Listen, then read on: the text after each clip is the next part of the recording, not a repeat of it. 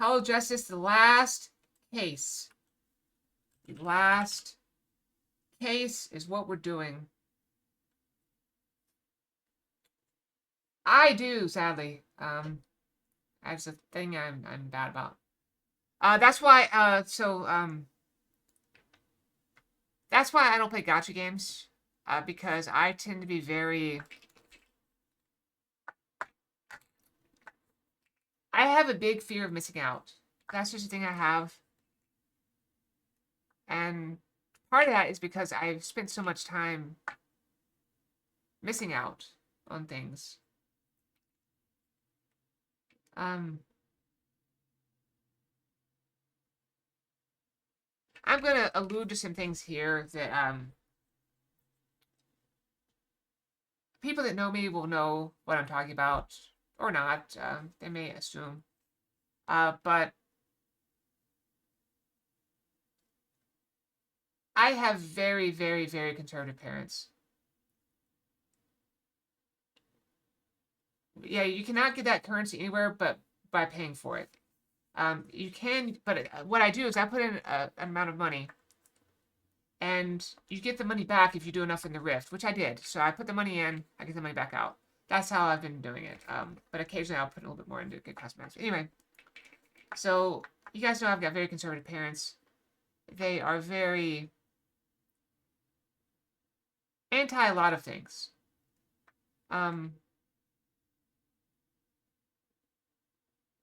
I've had opportunities for things that would make me happy,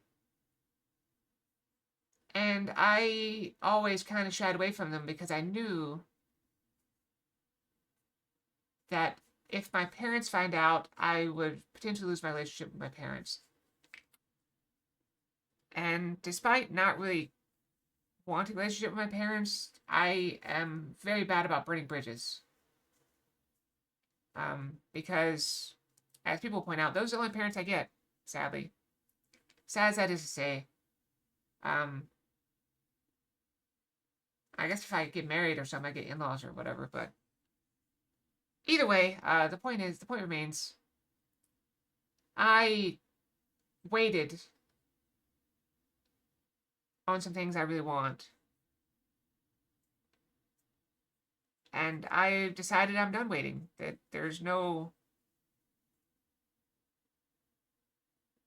point in waiting for happiness. I should go for it.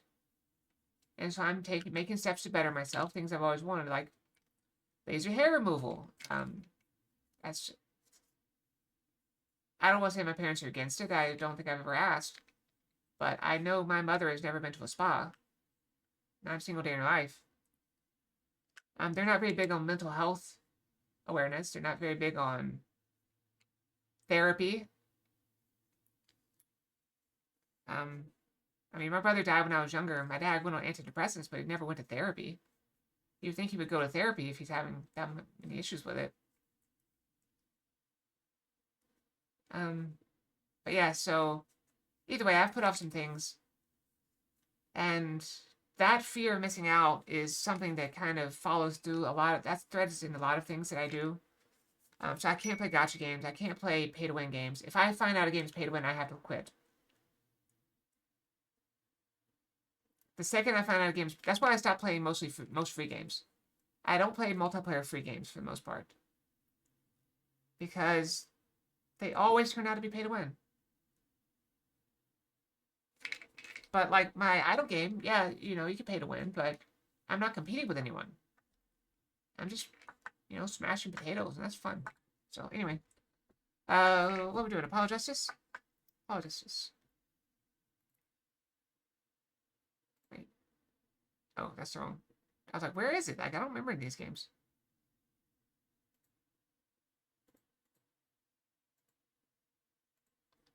There we go. Alright, this is the last case. We're 117 hours in. Hopefully we'll finish up this week. We should finish up this week, I think. And then we'll move on to Dark Souls.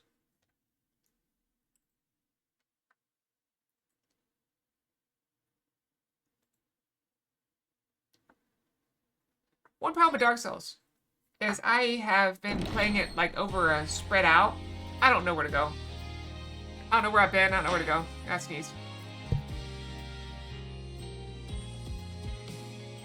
Alright, let's see here.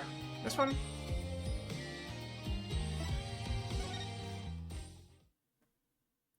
Is this really the most recent save?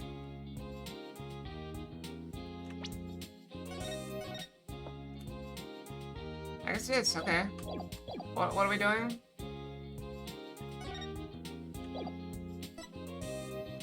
Let's ask her what to do. So what should we do? Oh, I don't know. I mean, should we just keep investigating stuff or something? She really lost that spark. Ever since I proved that time traveling wasn't real in court today. Alright, let's go back and I guess we move somewhere.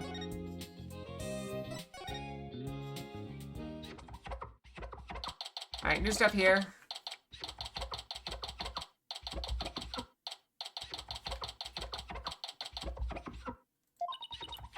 Oh, my poor sweet Soren. I wonder how he's getting along without me. Hello, Ellen. Oh, Mr. Wright, what's going to happen with the trial, do you think? First and foremost, we have to hurry up and find this mystery person you saw just before you passed out. Do you think that person could be the real killer? Quite possible. If we can prove that, we can clear you of all charges. Actually, would you happen to know where Soren is right now? She's busy with meetings all afternoon, but she should be home by evening.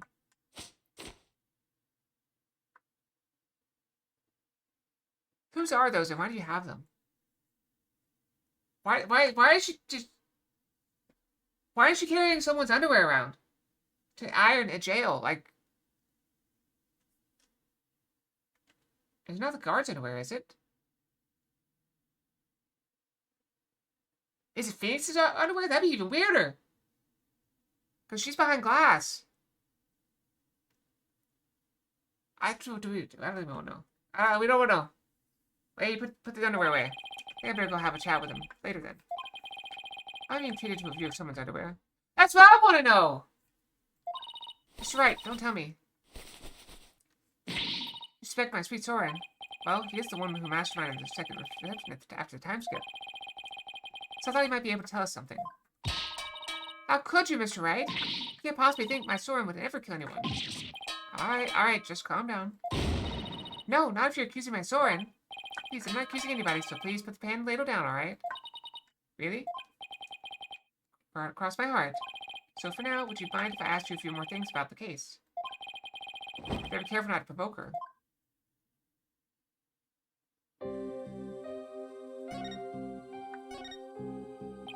Could you tell me about Soren? There's nothing to tell. He's squeaky clean. Alright. Okay. Maybe I should avoid the topic of Soren right now. Let's talk about something else then. Fine, but you won't hear a peep out of me about Soren. Talk about pulling teeth. Persnickety. Tell me about Pierce Stickety then? Pierce. He came to Sprocket Manor about a year ago. As his butler, he's now in charge of everything in the household. That's my tea looking. Empty. Let me switch in water. You know, I still don't like this tea, but it's kind of grown on me a little bit. I definitely want my other tea, but my other tea never goes on sale. This tea was on sale, which probably fine, doesn't taste very good. You're in charge of everything in the household. Well, a year ago, did you have some kind of special connection with the family? I'm just a maid, so I'm not privy to such things, I'm afraid. Might have been Soren's order, but Pierce is the only one who coordinated the whole thing. Isn't this kind of a trend in these games where somebody shows up after, like, for a very short time, they get to a high position and they start murdering people? He's the one who really orchestrated the grand time travel farce. He must have quite a bit of authority in that family. No matter how good he is at his job, how could he might gain that much influence in a single year? I really don't know. I mean, he is an excellent butler. Wouldn't that explain it?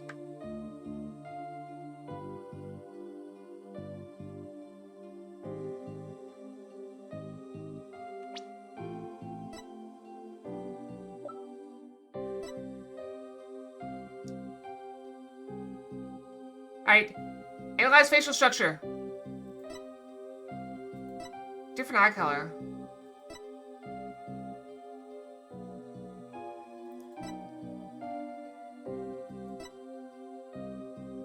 Could it be, though? Could it be using, like, tinted lenses?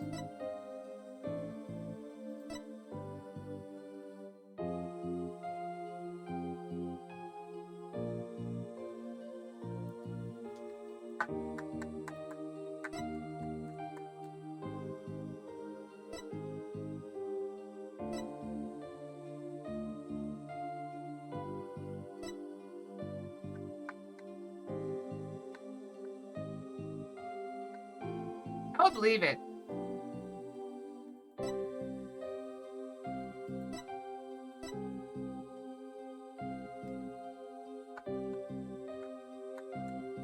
You think these two the same person?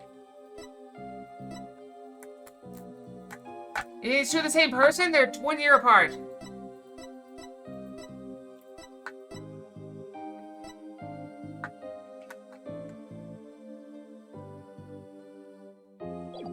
I'm sure I think they're the same person. He's next to bullet, wouldn't that explain it? It's really as simple as that. We thought it was time travel was really just a cover-up carried out by your in-laws. You said Soren was the one who ordered the whole thing. Still can't believe it, even if the second reception was fake. Soren would never use time travel for something like that. He's very serious about his time machine research, you know. I heard there's a reason he's researching time machines, actually. Something about something he wishes he could change. Isn't the whole idea of traveling back in time itself a little fantastic? I don't think so. After all, Soren said real time travelers do exist. Really now? And you know someone who actually traveled through time? That's right. I haven't seen it personally, but Soren said as much. So I believe it. Somebody who actually traveled through time, huh? It's pretty hard to believe. Thank you, Ellen. You're going out to your investigation now, aren't you? Yes, that's right. Just make sure you don't cause Soren any trouble, okay? I'm afraid I can't promise you that. What?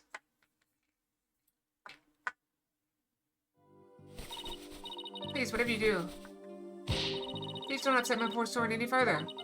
I'm begging you. I'll do my best not to cause me unnecessary trouble. I couldn't bear it if Soren ever came under suspicion. Should I be found guilty myself? Where? Yikes. Now, please, don't work yourself up like this. You don't want Soren to worry, do you?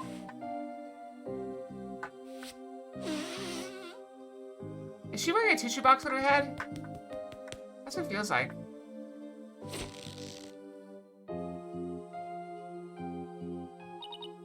No, you're right. And the floodwaters recede once more. What do you do now, Nick?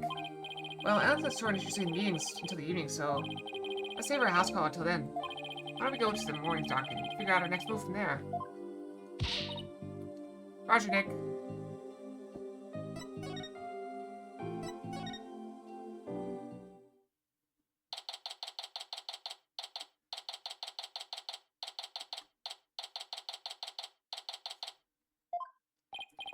So where should we start? Let's see. Any places we haven't examined yet? We already investigated the reception hall and Sprocket Manor. What about the hold? I know, we haven't looked at the Vista deck or the hold yet.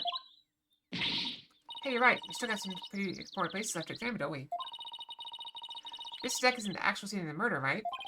And the lantern with the body in it was stored in the hold. I think there's a good chance we'll find some important clues to those locations. Do you know how to get to the hold? Good question. I think it was labeled in that diagram of the airship in this pamphlet. There it is.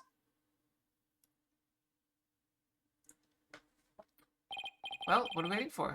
Let's go.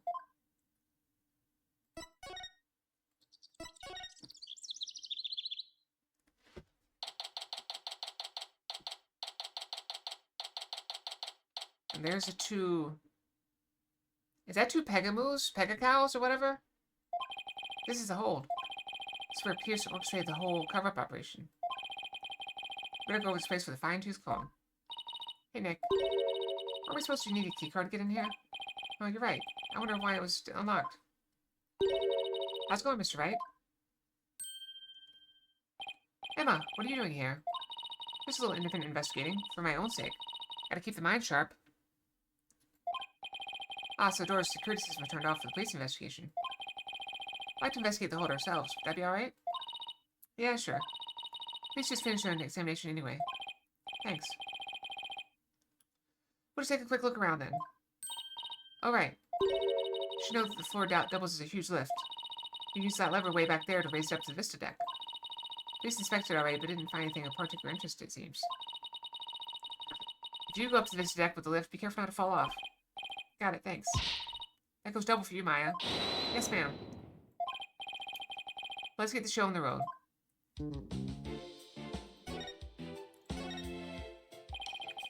In progress to your investigation? I think it's glitched yet, I'm afraid. Almost everybody was involved with the cover-up. So it's hard to know who or what to believe. I know what you mean. Unless you have some compelling evidence, I'm afraid it's going to be a tough trial for you. You're telling me. There isn't much time left, so I've just got to make do and see what I can do turn up. Alright, let's take a look around. Wedding cake? Oh, it's a cake, Nick. A cake. So big, they wouldn't miss one little piece, would they? You're not in the mood for a mouthful of styrofoam. Sure, knock yourself out. Maybe it's not real? Well, it's sure fooled me. I was ready to have some, and I'm really craving cake now. Come on, Nick, let's go get some. After the trial's over. You know, I've seen so many stories about, like, someone, like, at a wedding, and they decide they want some cake, and so they go ahead and cut the cake before the couple gets to it. That's just dirty. These are the flowers we saw in Larry's photo. Petals make them look like little gears. The perfect flower for the Sprocket family, huh? Maybe they're going to shower the couple with these petals. Being kind of like how people throw rice or confetti. Yeah, like that. Only these are found at the scene of murder instead. These must be the dishes and glasses they use for receptions. Very fancy. I bet we'd be in big trouble if we broke any of them. Oh, I want to see Nick. You young lady need to stay far, far away from them. Nick! You think I'm going to break them, don't you? Let's say your rap sheet for breaking things doesn't help your case. You should break a clock this very episode.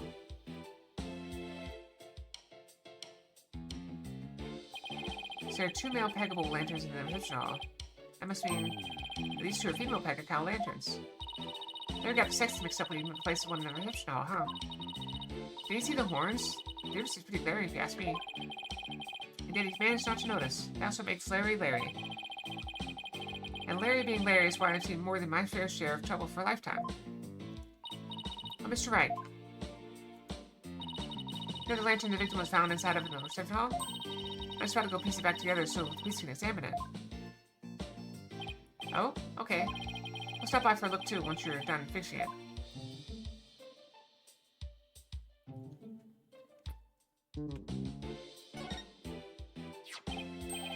Well, it looks like there's some fingerprints on this candelabra. Yeah, I just got done dusting that. I think the pool said left-handed prints. Do you know whose prints they are? Yes. The prints belong to the victim, Jamas Gloomsbury. Nick, I just figured out something amazing. You did? Get this. If the fingerprints on the candelabra were from his left hand, Mr. Doom and Gloom must have been left-handed. What do you think of that? That the makings of a great detective or what? You're a real silly Sally if you thought that deduction was in any way encyclopedic. Hey, you're pretty good, Maya. I looked into it myself, and sure enough, the victim really was left-handed. Really, I got it right? Awesome. Good for you, Maya. I don't know why that makes any sense, because don't you reach for things with both hands? Good for you, that's all you gotta say? I think you did a real great job, Maya. Way to go. I guess one can never have too much info. Now you're talking. Ha ha ha. Don't think of it. This candelabra isn't in the photo that I took of the hold, is it? The picture was taken when they were getting ready for the first reception, right? The candelabra must have been brought in here sometime after that, then. It's still possible it has something to do with the incident, though. Better add it to the evidence file just in case. Oh, by the way, Mr. Wright, you can have this fingerprint powder if you want, if you like. You're giving this to us? Sure. I have 4 other sets. So thanks. I feel like there's something more to the candelabra, but I can't put my finger on it.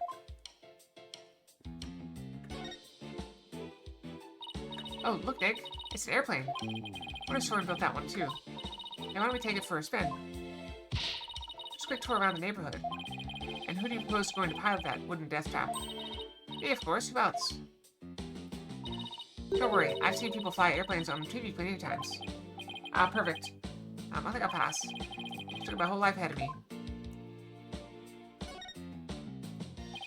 What's that? A wedding bell? According to the pamphlet, it's used on the Vista deck during wedding ceremonies to bless the newlyweds. I guess it just symbol and stored away here in the hold when it's not being used. It's just the airship's engine. It's pretty impressive. It's rocking an awful lot, and it's all rhythmic like a heartbeat. It's a little heart of the fire chapel. With all these huge gears spinning around and around and around and around, and oh, I think I'm starting to get dizzy. Yeah, me too. Anything else down here before we move?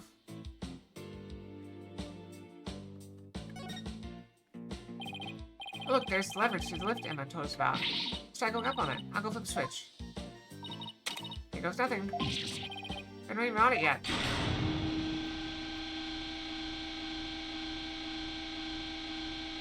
There's blood! Hey Maya, stop the lift. Oops, sorry. Got a little carried away. Never mind that. Move over a little. Okay. Is that blood? The blood, let me see. Maybe Mr. Gloomsbury's blood? Looks like it goes up to the Vista deck where the murder took place, so that's the most logical conclusion.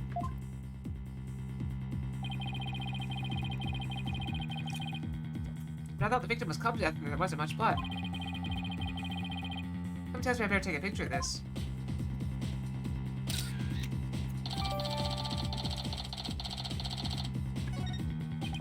I should ask him about it some more later. Alright, can you bring the lift back down now? You got it. I'll go flip the switch again. There.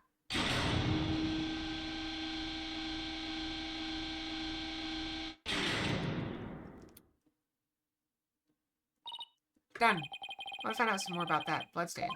But for now, I guess we should go up to the Vista deck. Take a look around the actual crime scene for ourselves. You must be great from up there. I bet it'll be awesome. I mean, it would be if it wasn't the scene of the murder. Okay, the Vista deck we go. Make sure you actually get on the lift this time, Nick. I know. Okay, I'll just flip the switch again, and away we go! Very slowly.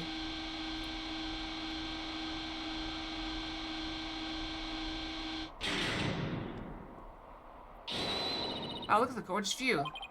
This is where Ella was attacked, and Mr. Gloomsbury was killed.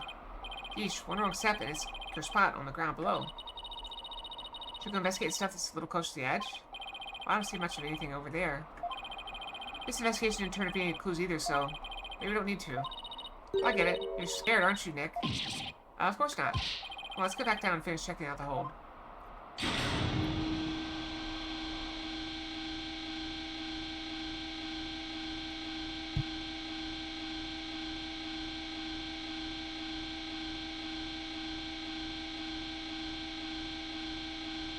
Very slow lift.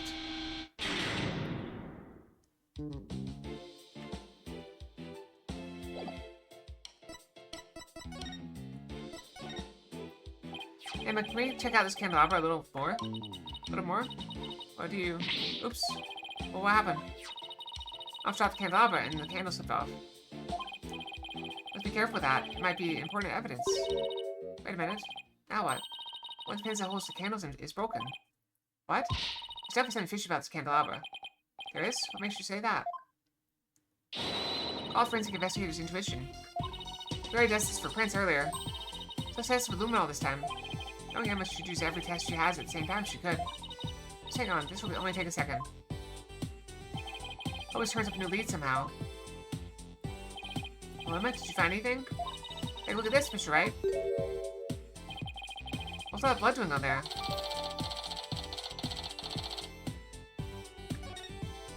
Maybe somebody got hurt while they were setting up for the reception. These pins are pretty sharp. But if one of the pins is broken, it means there's some force involved. Do you think maybe somebody got stabbed? But nobody reported anything like that. Quite a bit of blood. I wonder whose it is. Anything that might shed some light on that, I should probably show it to Emma.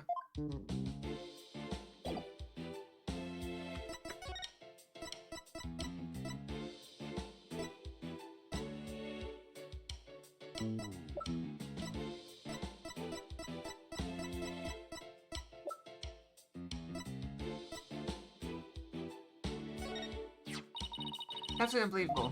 What kind of monster would plan to commit a murder on somebody's happiest day? I think this means you don't have any significant leads. No, I'm afraid not. You? Got nothing. Wish I could be of more help. Thanks anyway. I appreciate it. All I can do is keep on keeping on, right?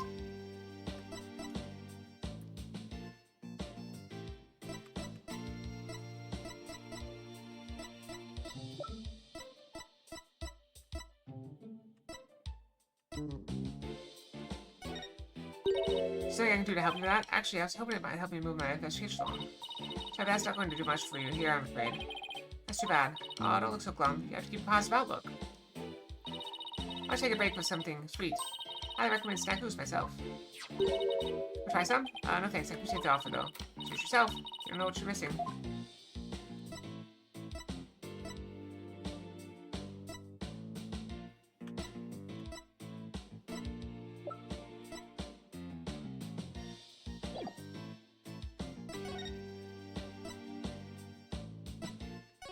It's time to go here. Nope.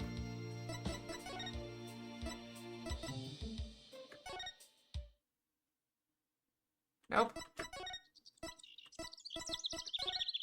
Back home? Nope.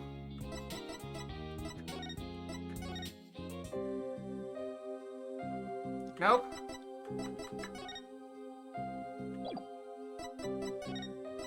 Alright, there's something else we gotta do here. We don't know what, though. We're searching, but never hurts to take another look around. Okay, so we already... So clearly we have to present her with something. What are we presenting her?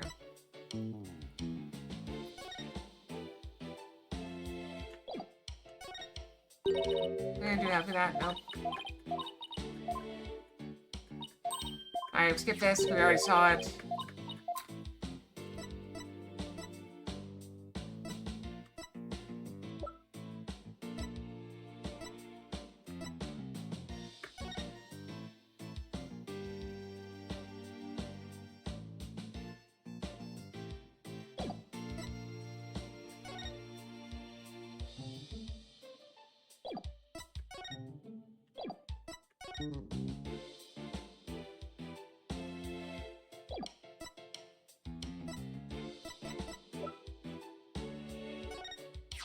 What about this bloodstain? Does something about it strike you as odd? What's so odd about the victim's blood? It's not exactly. There's just something about it that bothers me. Now that you mention it. I can't say I necessarily disagree with you. Maybe I should talk about this some more with her. About this bloodstain. What about it? There's something about it that's been bothering me. Oh yeah? What's that? Well, there's a huge bloodstain on the crime scene left. And a bloodstained candelabra. That's only a guess, but I'm thinking maybe these two bloodstains are from... same source. I think maybe these two bloodstains are from the same source. I guess that is a possibility. Can I compare the two bloodstains? Would that take a lot of time? Are you kidding? I'm gonna underestimate the power of science. We've done it in a jiffy. Yeah, science usually isn't this fast. Science is usually kind of slow. Results are in. That didn't take long, now did it? Only took 5 hours. Seems that the blood from the lift and the candelabra are from the same person.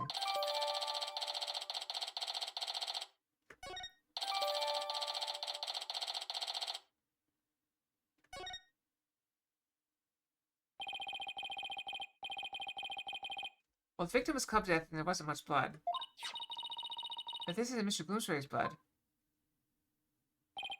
Well, this is just a guess, but why did Mr. Gloomsbury stab somebody with a candelabra pen? That explains both the huge bloodstain on the lift and the blood on the candelabra. Oh my goodness, if that's true, that means there was somebody else present at the scene of the murder.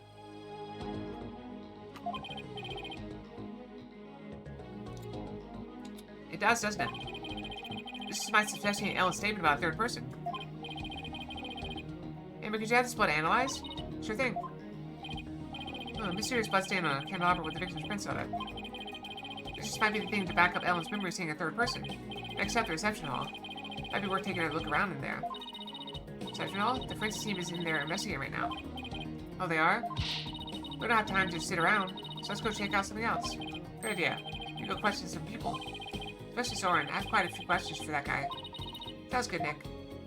Time to go brush? It's time to go brush. I have to go do some legwork then? Yeah, let's go. Did I never update this stupid thing? I never updated it. I never updated it. That's on me. I just never hit done. Alright, so let's go brush. And I'll be right back, okay?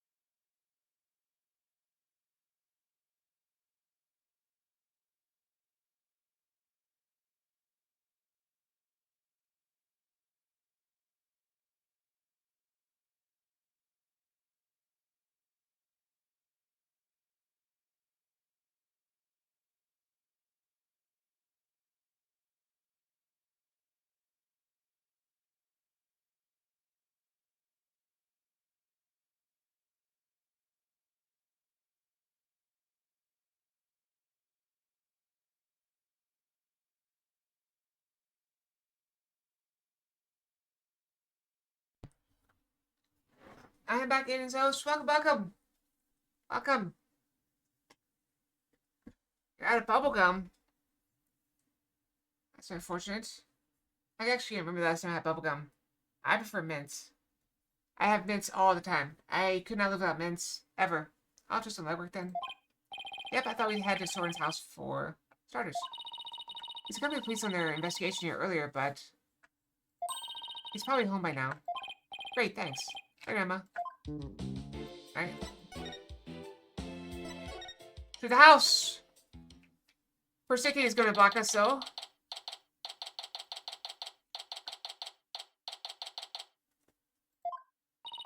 still can't get over how gorgeous Sprocket Manor is. Just don't touch anything. I wasn't going to. She's definitely going to. Ah, Boba. I was told I had guests. Thank you for seeing us, Soren. We know you're busy. I'd like to ask you a few questions about the case, if you wouldn't mind.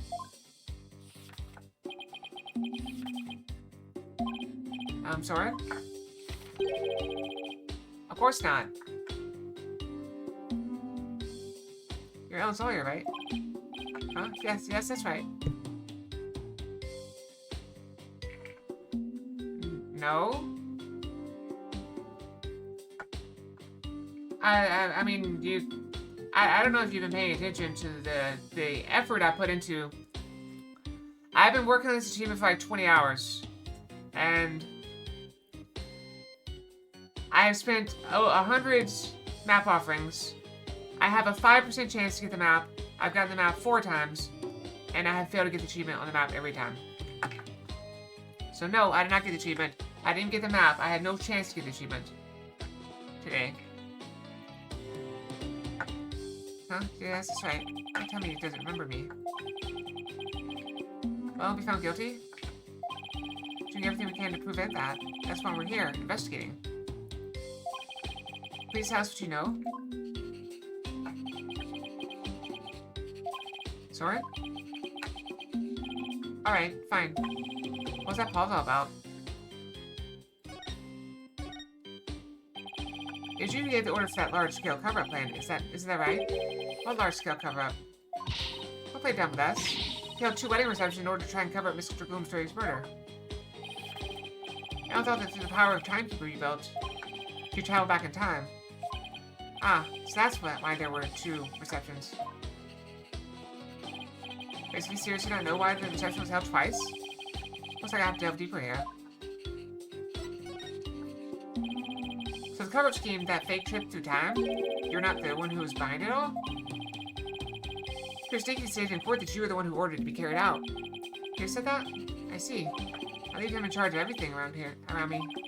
So nobody decides it's in essence my decision too. I think you didn't know anything about the cover-up. That's none of your business. But you were in 2 wedding receptions in a row. And still you claim to know nothing? I have nothing more to say to you. Please leave. But Soren.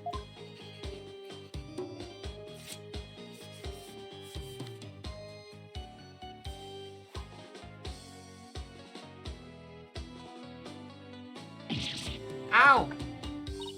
Oh, there's something written on this. Paper. Airplane. Let's see. Go away. Doesn't get clearer than that, huh? He's looking especially uncooperative, but maybe I can grab his attention somehow. Still have one piece of evidence I don't know much about. It's worth a try.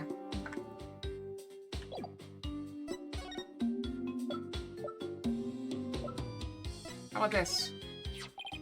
Soren, have you ever seen this before? That's...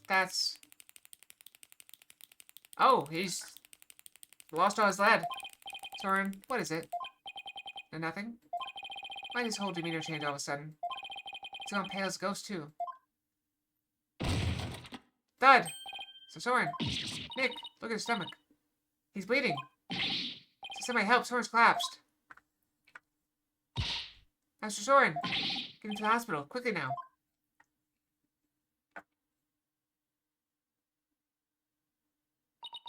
Poor Soren, that must be one serious wound.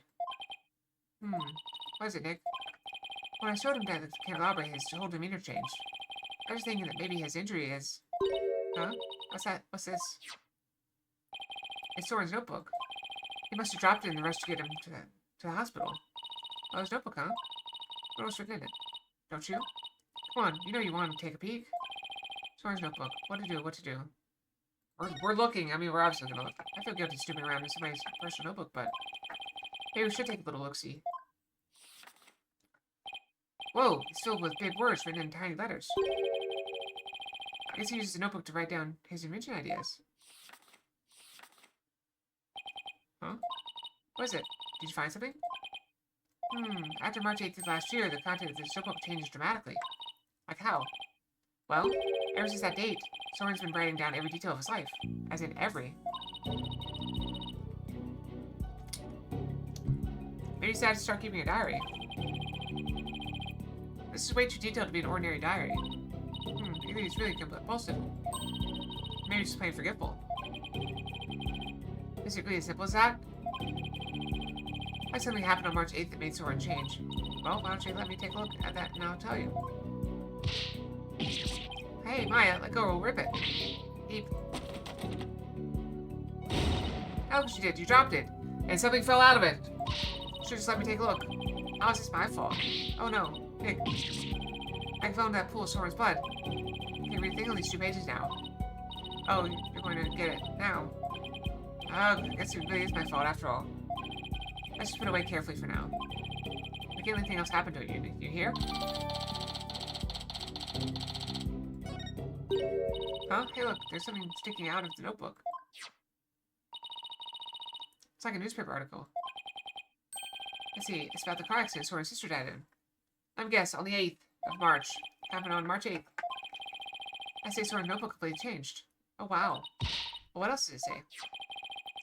His driver at the time of the accident was Dumas Gloomsbury. It says Soren was in the car too, and that he has sustained severe injuries. Just like Pierce said, Soren completely changed after the accident. So Gloomsbury was driving the car when they got into that accident. It comes up the distinct possibility of Soren holding a grudge against Gloomsbury. I think Soren could have, I don't know, it's not like I have any proof. We should talk to Pierce about this when we return Soren's notebook to him. He doesn't seem to be here right now. Maybe he's at the Flying Chapel. Alright, back we go.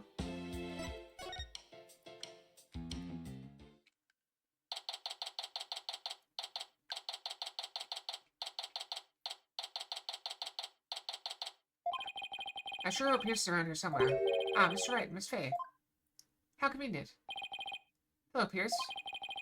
We're just looking for you. I'm sorry for Master Soren's sudden departure earlier. You have my sincerest apologies. It's totally understandable, really. But shouldn't you be at his side right now? It's fine. The other servants are with him, and I'm in constant contact with them.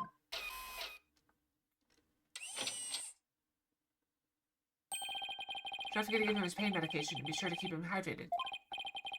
Also see to it that he is not up and about. He has complete bed rest. That's what happens when you're not too rich for normal peasant phones. I'm sure to Master Soren now, but did you want something out of me? Actually, here's Soren's notebook. He dropped it when he collapsed. I hope you just noticed the bloodstain. Oh, thank you very much for this. I'll see to it personally that Master Soren gets it back. Thank you.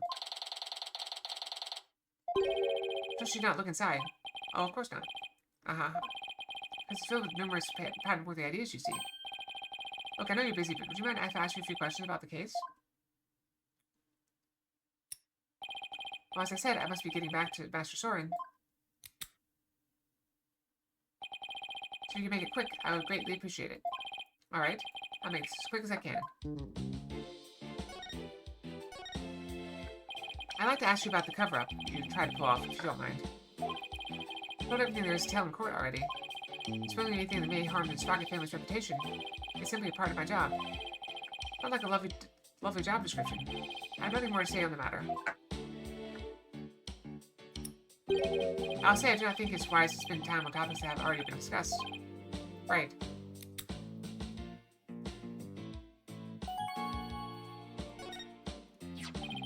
Could you tell us more about this accident? Where did you find that? Did I already tell you about that accident? You did, but you conveniently left out one crucial detail. The fact that Dumas Gloomsbury was driving the car at the time.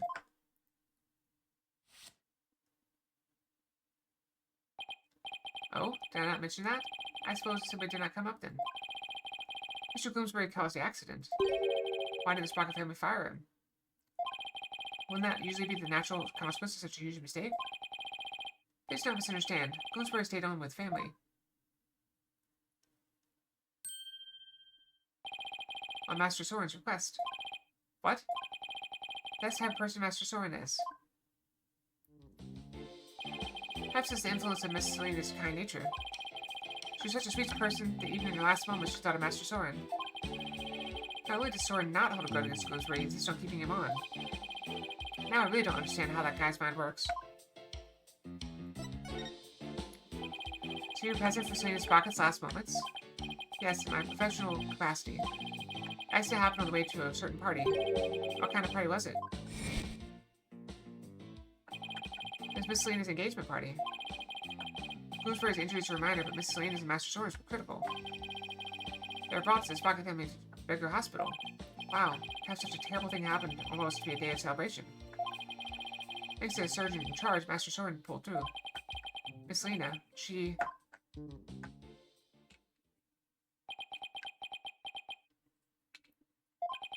Last words Miss Selena said to me were...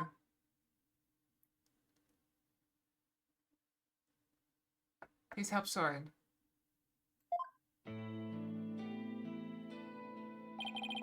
Ever since then, I've attended to Master Soren and tried to help him in any way I can. I see. His fiancé must have been devastated. Indeed. The shock of losing Miss Selena was so great, he quit being a surgeon. He's a surgeon? Wait, so the surgeon who tried to save them both was he? Yes, he was Miss Selena's fiancé. What a terrible tragedy. Okay, so he was a surgeon, he was his fiancé. Got it. How awful. So where is your fiancé now? Good question. I wonder that sometimes myself. So Selena had a fiancé. I'd find out more about him, but I doubt I'll find him anytime soon. This has got to be the fiancé. It has to be. Well, that's because you keep missing stuff, Treeborn. It's not my fault. You knew we were going to play this game, and you wandered off. So are we done here? I'm afraid I must be going. Please just tell me a little more about Soren. There's nothing more to tell. I can't seem to get any real answers out of him just by asking him questions. But there is that piece of evidence I still don't know much about. Maybe he'll be able to tell me something about it.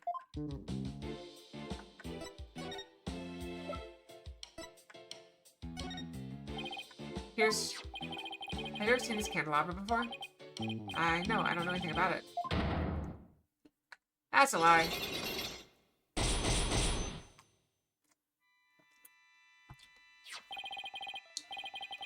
My Magatama reacted. Pierce was trying to hide something from me. I have to break those Cyclops and find out what.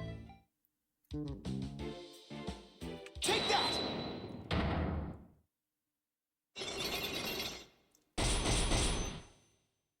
Alright, let's go for it.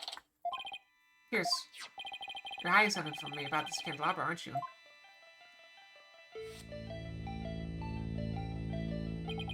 It's one of the candelabras from the Flying Chapel, is it not?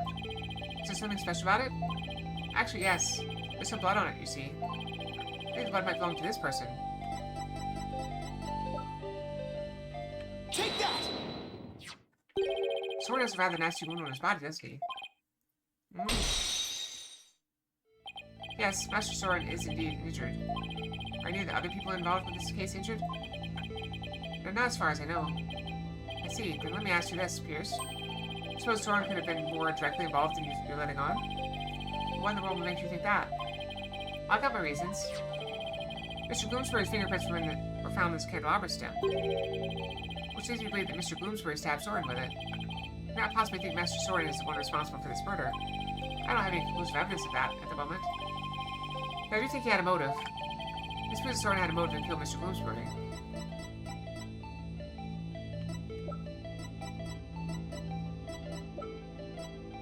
Take that!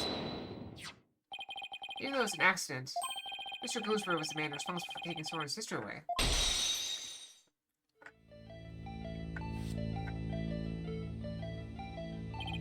Let's suppose that Bloomsbury did stab Master Soren with the candelabra. Can you prove that it had anything to do with this case? He might have been stabbed at some other location for some other reason. Sorry, but I can prove it was related to this case. Oh, really? Soren's stabbing and Mr. Bloomsbury's death are definitely connected. Are they now? This is a piece of evidence that ties Soren's injury to Mr. Bloomsbury's murder.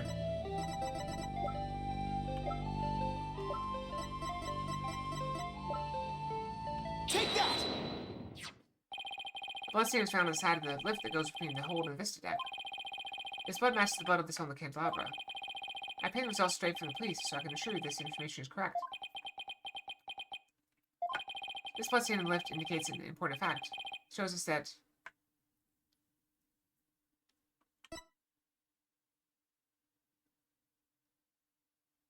Soren was there during the crime. Soren's blood is on the lift, which can only mean one thing. He was there, wasn't he? Soren was at the scene of the crime. You're very astute, Mr. Wright. Appears I cannot hide this from you any longer. Very well, I will tell you everything. Unlock successful.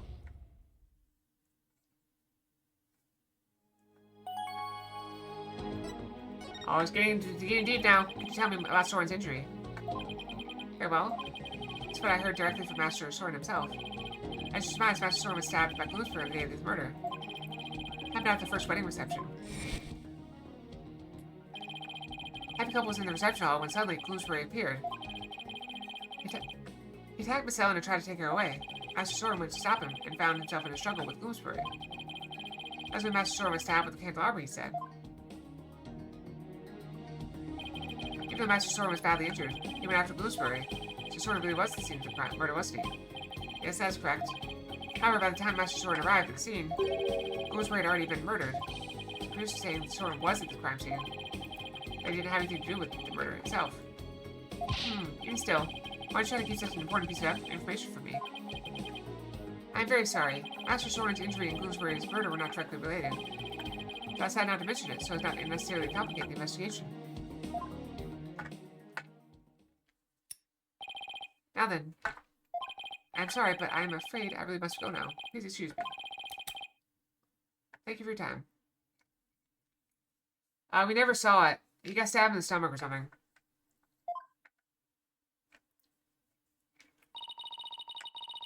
You should just tell us everything in the first place. It saved us all a lot of time. Yeah, but I guess it isn't that simple for him. He's the family butler, after all. Yeah, we basically showed him the candelabra and he just collapsed. Bleeding. He's the family butler, after all. Sure didn't make our job any easier, though, did he? Well, at least we learned something new. Soren wasn't seen in the crime. That's true. One step forward is better than none. So what next, Nick? Let's see. Forensics team might be done investigating the reception hall by now. Let's go check it out. Sounds like a plan. Right, reception hall.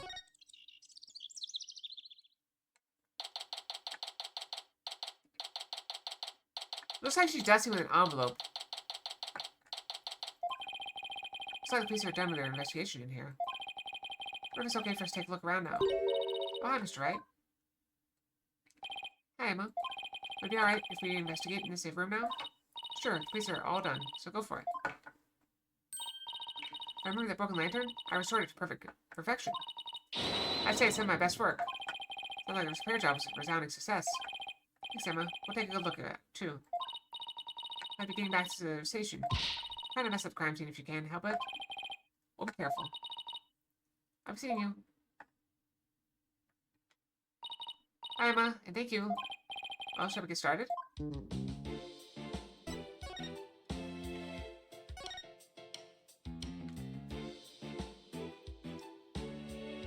What is this? This is where the murder weapon and the timekeeper was displayed. That's in police custody now. Huh? What's this, a key? Sassy made about it. Good idea. She might be able to tell us something. Excuse me, could I ask you a question? Oh, of course, what would you like to know? Do you think about this key? This key that starts with the timekeeper. The starter key? That's right. Oh. That's right. Oh, the first start of love ceremony was so beautiful. The bride and groom each had a symbol of their love. When they put them together, how romantic it was.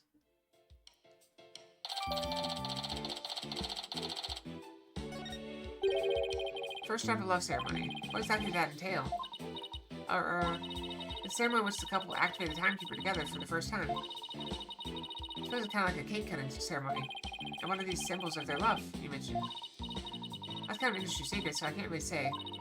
I'm sorry, I better be getting back to my work. It's an order from above not to talk about it. Hey, I think that tablecloth is new. They must have changed this yesterday. Oh, how can you tell? The food stains that were there are now gone. Sure knows because it's food related. I mean, they could have just washed them. This is like a little bunny rabbit right there. It's like a little bunny. the back? I think it's just a flower. It's a beautiful day outside, isn't it? Yeah, if only it wasn't the scene of a murder, we could really enjoy it. True. Must be tough for the maids to have to work on a beautiful day like today. Oh, we don't mind. Whoa, I didn't think you could hear me way over here. I don't think of it as simply cleaning. It's like we're wiping away all of the sadness struck to this airship. Wow. How about devoted? I guess we checked out of everything interested in this area. What about the Pegamo thing? Nick! What's wrong with Maya? It says it moved an inch since the last time we looked at it. It'd be pretty creepy if it had. Alright. Look, we're in the middle of an important investigation. Just try not to shout, okay? I was hoping it'd change somehow, you know, so it would be more interesting. Last thing we need is for things to get more interesting.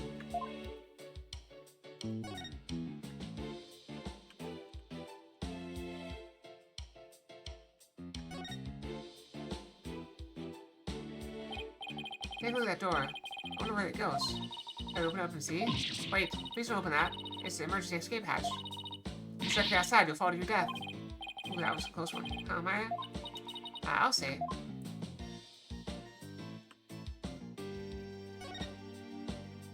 Alright, there's the repaired one. This book landed all patched up. She got the thing on. She got the buttons on backwards. Or the valves on backwards. These broken land all patched up, and they're being patched. This is some of her best work, so I know she put a lot of effort into it.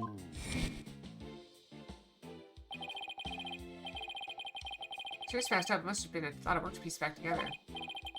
But she's made for effort at any rate. Huh? This will handle the back has some blood on it. Where's my grip with a bloody hand? The blood got there when the killer was putting all doom and gloom body inside. See anything else worth noting? Well, there's another one of these lanterns over there. I'll forget to really compare the two later.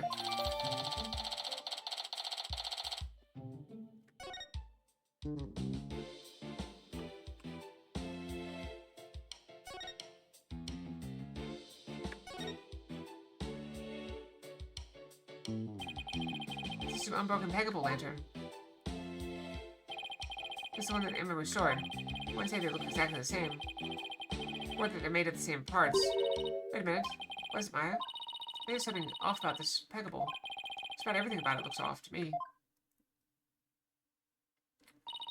Not quite sure what it is, but some detail isn't quite right. Should we restore the lantern again? Hey, no. It's this, right? What? Where?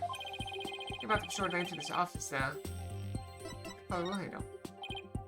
Look, it's the wheel handle. It's a different color altogether.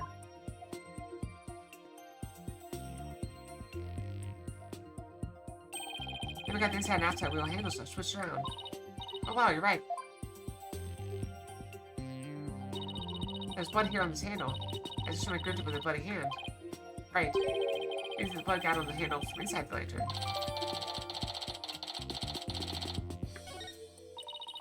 Think the blood got there when the killer was putting the body into the lantern? It's really hard to say at this point.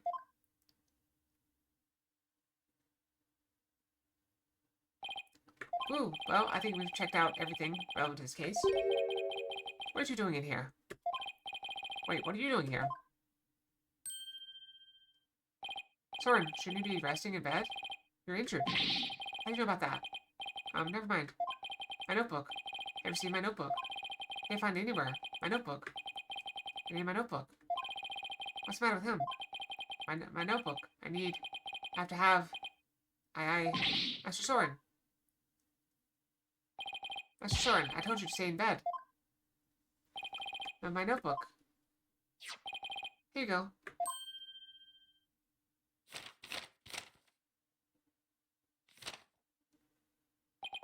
Yes, this is it. So Soren gets emotionally unstable at that notebook of his.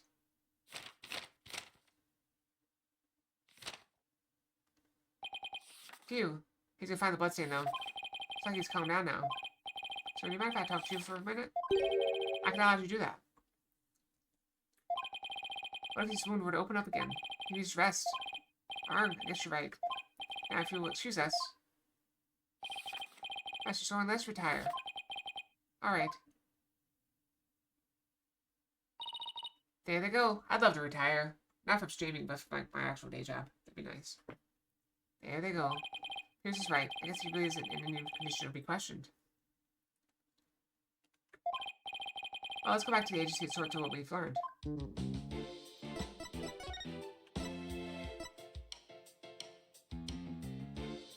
What about it?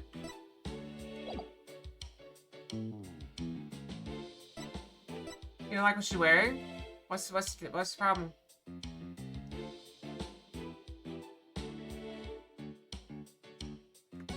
No, I said I'd love to retire. I'd love to quit my day job.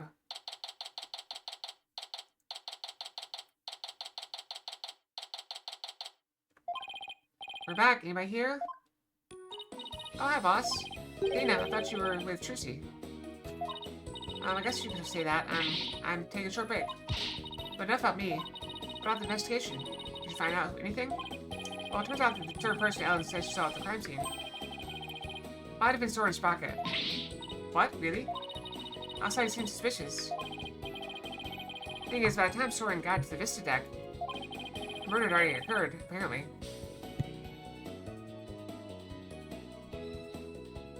No way. I don't buy that. Not for a second. It's a cover-up. A cover-up, I tell you. That's certainly a possibility. As a lawyer, it's certainly a possibility I have to pursue, but...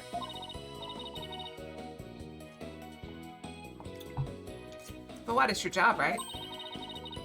So pursue the heck of it, out of it. Just do it. Yeah, but... Is that really what's best for Ellen? Soren could be found guilty if the truth comes out tomorrow. But if we don't pursue this possibility, Ellen could be found guilty instead. Oh man, either way, it sure doesn't spell out happily ever after for the two of them. What are you gonna do, Mr. Wright? Can't let an innocent person get convicted. So I guess all I can really do is pursue the truth.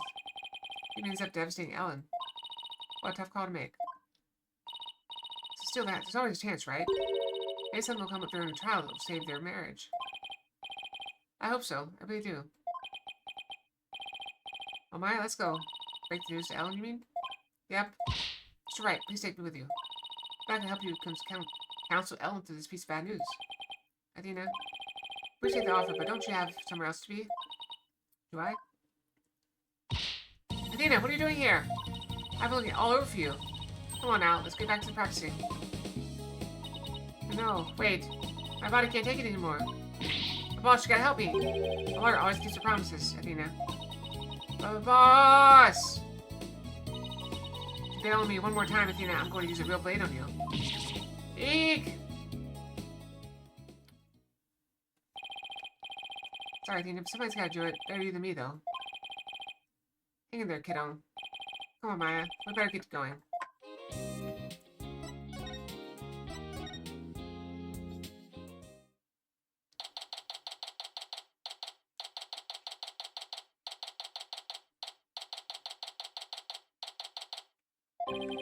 Hello, Ellen.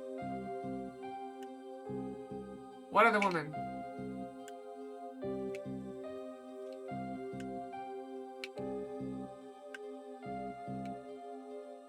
Trucy? You forgot who Trucy was?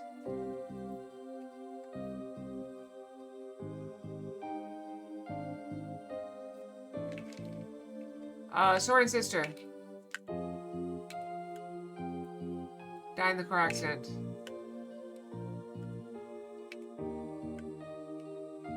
Hello, Ellen. How'd your investigation go, Mr. Wright?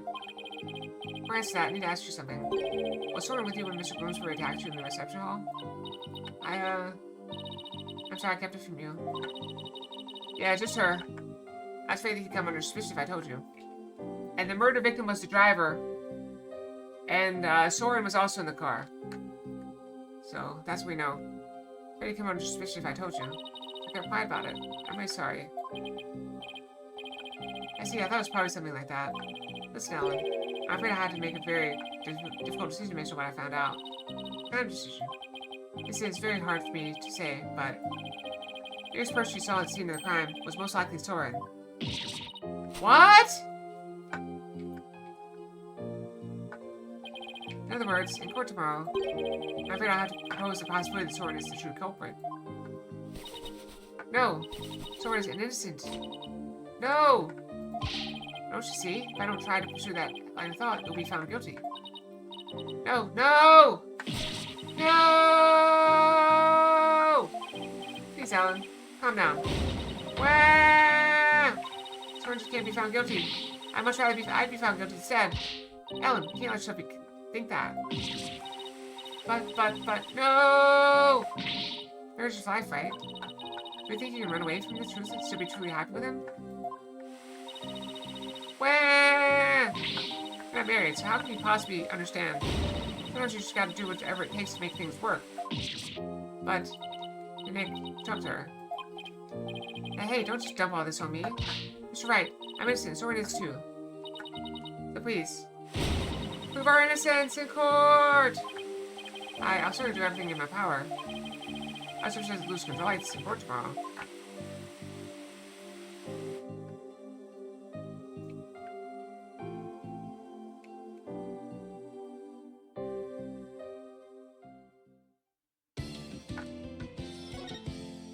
On a completely random note, I'm going to share something about my my mother.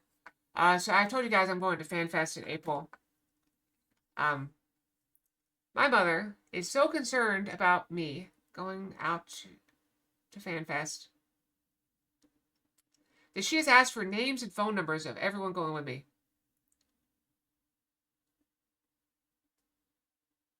Names and phone numbers. I'm a grown adult.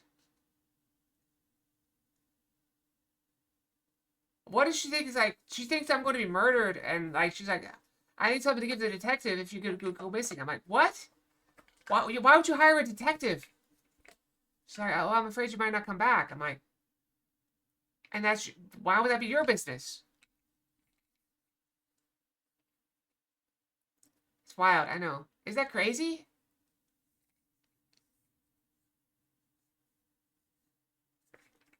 I don't know. My mother's crazy. Craziness. Oh, please don't clip that, by the way.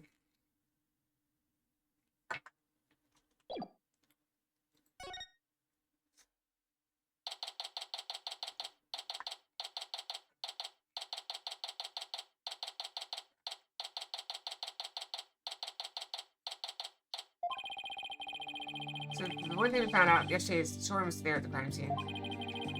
I'll have I get some testimony from him that'll get to the heart of the matter. Mr. Wright. Good morning, Ellen. Look, I'm afraid you might not like the result of today's trial. Nevertheless, don't tell me you're still thinking of going that route. Soren's innocent. He can't be found guilty. Take me instead. Ellen, please, try and get a hold of yourself.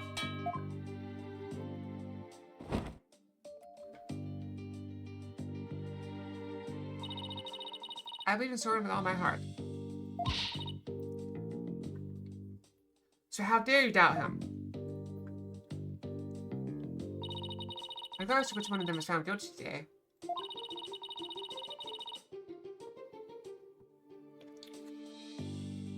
It's going to be devastating for Ellen, isn't it? We'll have to do everything we can. That's the best we can do, you know.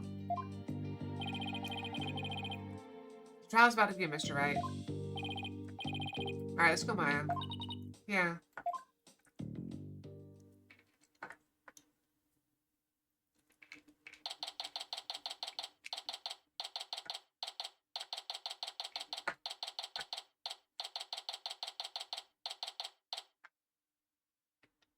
Hold on, let me show you. Alright, we gotta pull up paint, I guess. Let's pull up paint. Alright, let's take a look. Alright, so I have a wild theory, okay? Alright, so let's start with Pierce is the fiance of the sister. Okay, so that's why I started working at the place to take care of his little brother.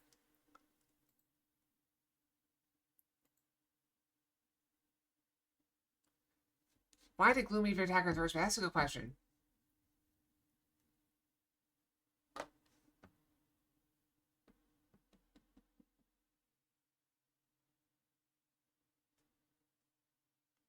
What if I'm wrong?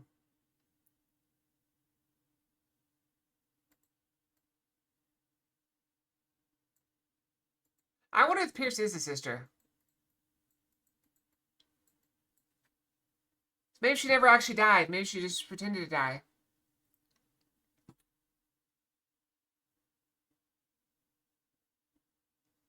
And so Pierce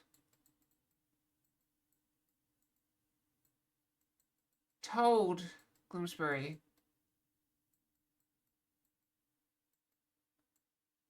to kill Ellen.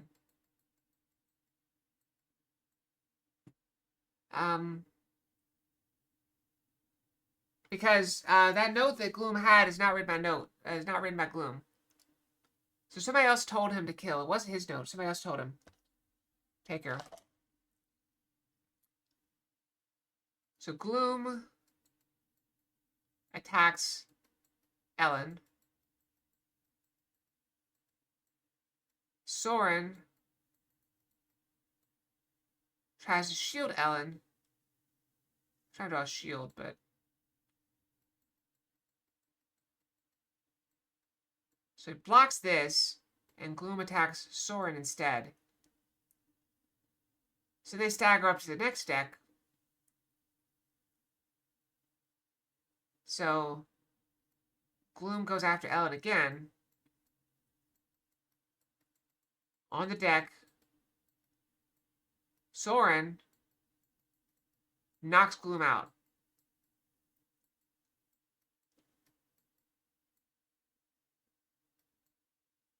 Now he's unconscious. Whatever. So now he's knocked out. So he's not dead. So Pierce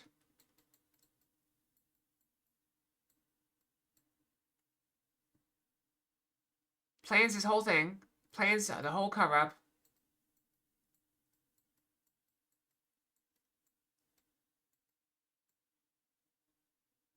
And so Pierce sets it all up for the second thing.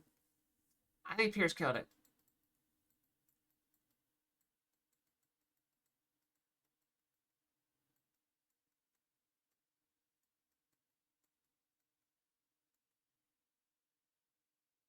I think that's what happened. That's what I think. But Pierce is either the sister or the fiance.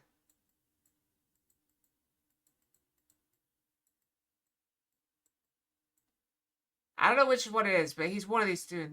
He's either is a sister or the fiance. I'm leaning toward fiance, but I'm not sure. Let's get back to it. There's also a world where it was an accident, where he got put in the bull, and then the bull fell, and he died from the fall. Of course, now it's back in session for the trial.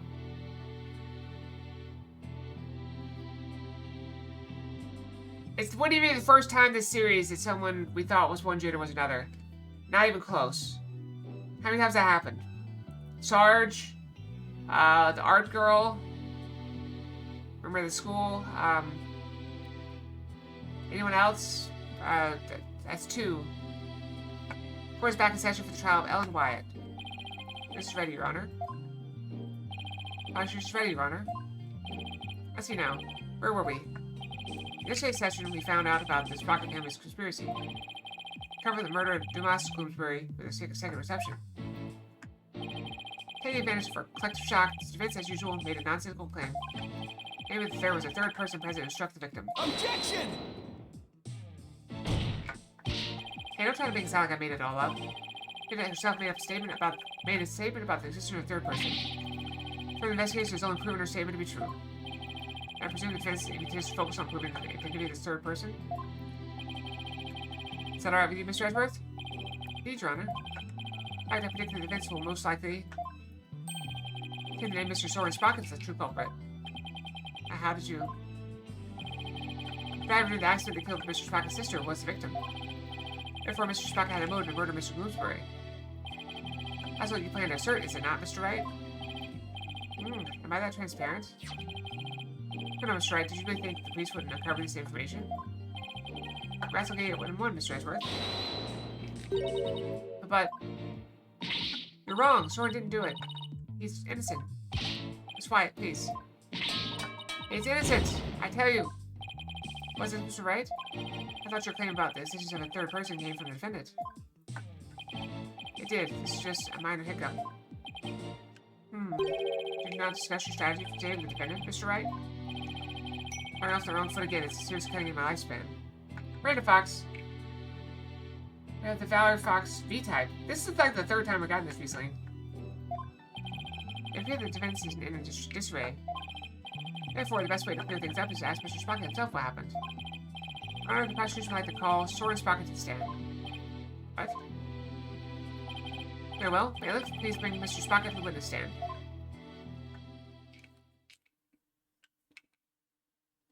Slow pan up.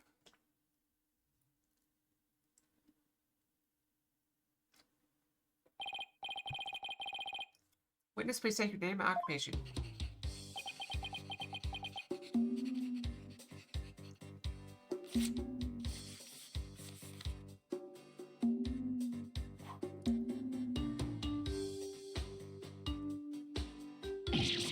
Ow! There's something written on this paper airplane. Let's see. Soren Sprocket, Managing Director of Sprocket Aviation. Mr. Sprocket, please give your answers in words, not paper airplanes. Oh, that is cool. That's a lead pencil that turns into an airplane. That's really cool. Now then, Mr. Sprocket. Please tell that doubting lawyer there what really happened at the time of the crime. Well, Mr. Sprocket?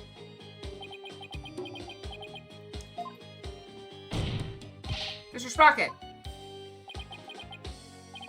Alright. Grrr. It's kind of funny. You want me to talk about what happened when the crime occurred? In other words, after the first wedding reception. Well, now we're in the reception hall, right? That's what I said. Only the power of the court could stop him from marching to the beat of his own drum.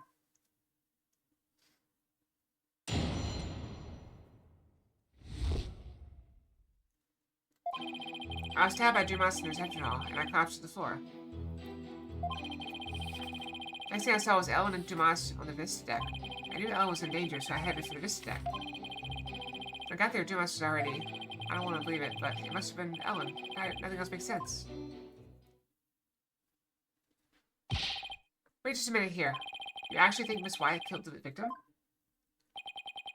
That's right. Dumas was killed. By Ellen. This is unbelievable. How could you suspect your bride, the woman you love?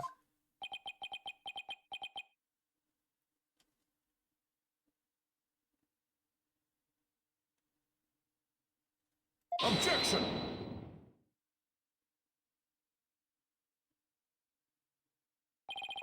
The truth can be cruel. Miss Wyatt, you must be very upset. Is there anything you wish to say?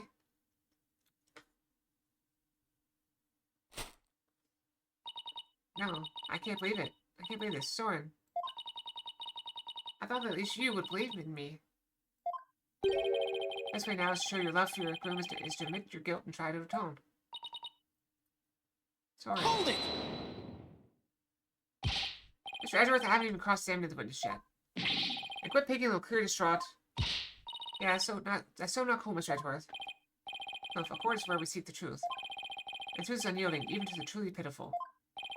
Mr. Edgeworth, I find it distasteful to make a lady cry. To be fair, okay, devil's advocate here. I've never claimed to be a lady. Don't ever plan to claim to be a lady. That's a step too far. But this lady cries all the time at the drop of a hat. So I don't know. The fact that he's making her cry, I don't think it's on him. I think it's on her. Okay? So I have trouble defending her.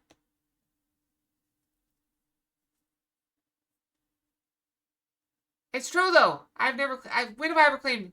Name one time I've ever claimed to be a lady. Single time. Name it. Haven't. Don't do it. It's not a thing.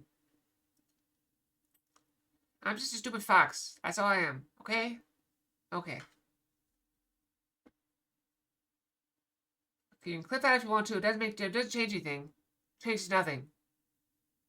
Just a fox. Just a dumb fox. Technically, that's not true. A woman is designed as a human person. I'm a fox person. So I, by definition, cannot be a woman. And by behavior, I'm not a lady. So there you go. Definitions, words, whatever. Fine, distasteful to make a lady cry. Urgh. A2, Your Honor. What are you going to die? What are you going to do, Nick? If the third person Alice saw on the Vista deck was Soren, then you have to prove Soren was there at the time of the murder. I'm not seeing obvious inconsistency in his testimony, but you have to push forward.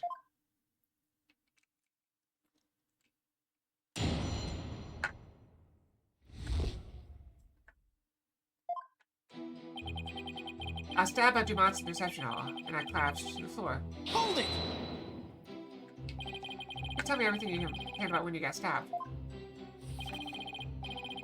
After the reception, Elle and I were enjoying a moment alone in the reception hall. Then Dumont appeared and stabbed me. He grabbed Ellen and the timekeeper and left the reception hall. Mr. Bloomsbury say anything at that time? I don't remember. After I was stabbed, I was immobilized by the pain. I see. Next thing I saw was Ellen and Dumas on the Vista deck. Hold it! Vista deck, huh? It was nighttime then. Could you really see them in the darkness? The moon was out, so I could see them clearly. From the looks of it, Dumas was trying to push Ellen and the timekeeper off the side. Saw a defendant? About to be thrown off the airship, you say? That's right. In such a desperate situation, it would only be natural for her to fight for her life.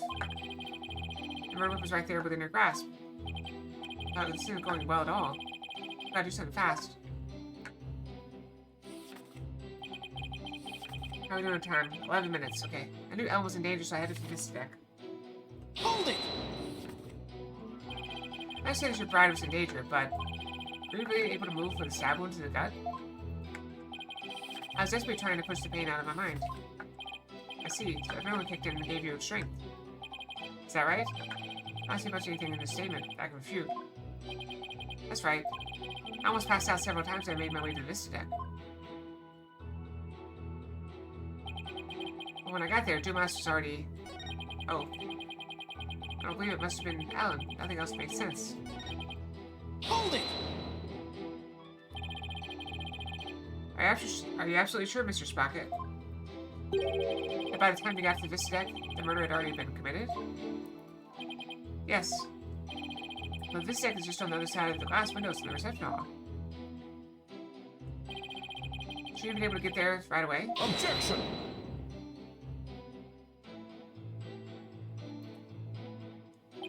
Mr. Wright, have you investigated nothing? The only way to get to this deck is to go to the hold to take the lift.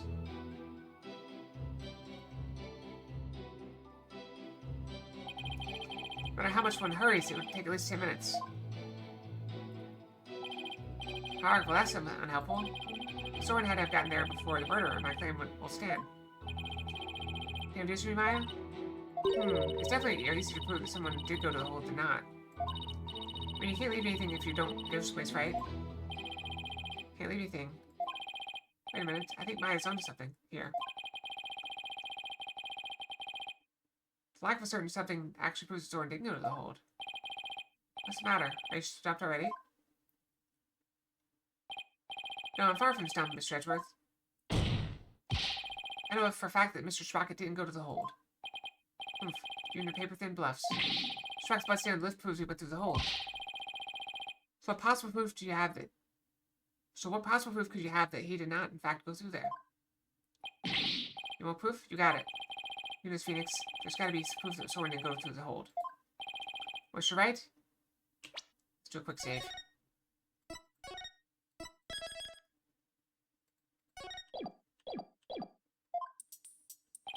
This proves that Mr. Sprocket didn't go through the hold.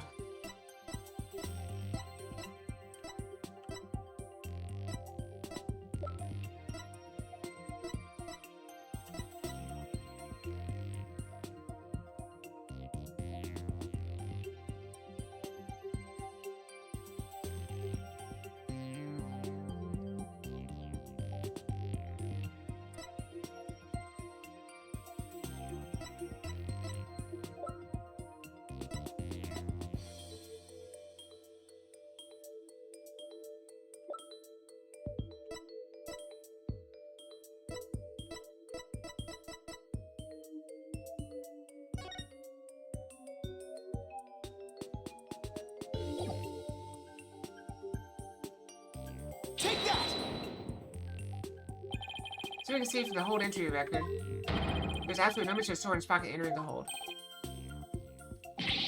This asserts that Mr. Sprocket used a different route to get to Vista Deck. You can assert all you want, Mr. Wright, but can you actually prove another route exists? Can I prove the existence of another route to Vista Deck, you ask?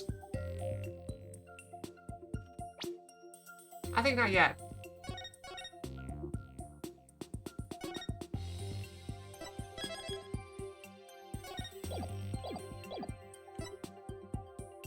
He flew, Treeborn. He took a plane. Well, now that I really think about it, I guess it's going to be hard to prove. I can't back down now. The trial will be over if I do. There's only one thing I can do at a time like this. I can prove it. Even if it's just a bluff, I have to present something. Anything to prove the existence of a faster route to the Vista Deck. Right, well, Mr. Wright? Shows how Mr. Sprocket got to Vista Deck. I made this deck through here.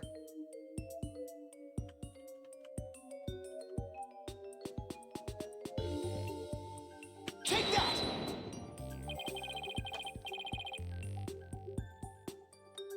Please buy from Mr. Sprocket. Open the escape hatch and made his way along the outside wall to the Vista Deck. Is that right, Mr. Sprocket?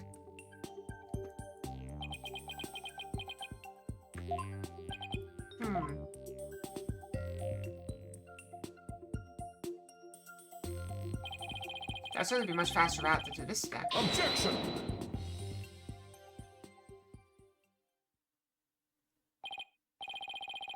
I wonder if I thought one of the bulls got pushed off the edge. So I'm disappointed, Mr. Wright. Is that really the best you can muster? Escape hatch is not meant to be used to get from the reception hall to the Vista Deck. One slip and that's all it would take for Mr. Sprocket to plunge to his death. I have to agree. This game is really stretching it. Hold it! I understand how it sounds, Your Honor. At this point, it's too early to definitively say. They didn't go that way. So that's you're going with, then, I take it? Of course, Your Honor. It's your life, Mr. Wright. That's some cinematic drivel or comic book. Do you have some sort of logical explanation to share that would convince you of us of your claim? I do. Are you sure, Nick? Kind of. Actually, I have nothing. So I just have to wing it somehow. On what do you base your theory that Mr. Sprocket made his way along the outside? I think he was able to go along the outside wall despite the dangers based on the power of love!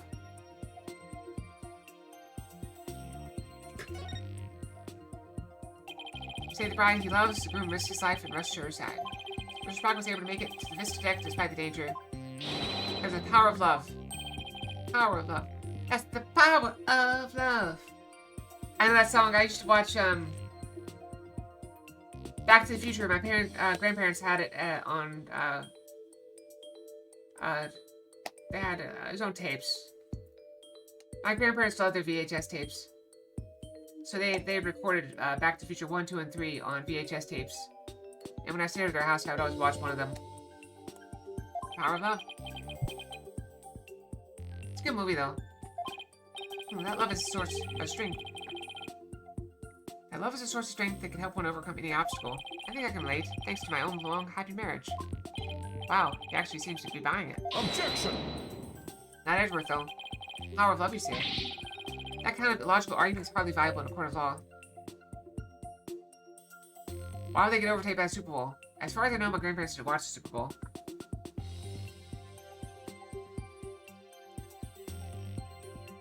That kind of logical argument is hardly viable. What's really funny, okay, so, this is really funny.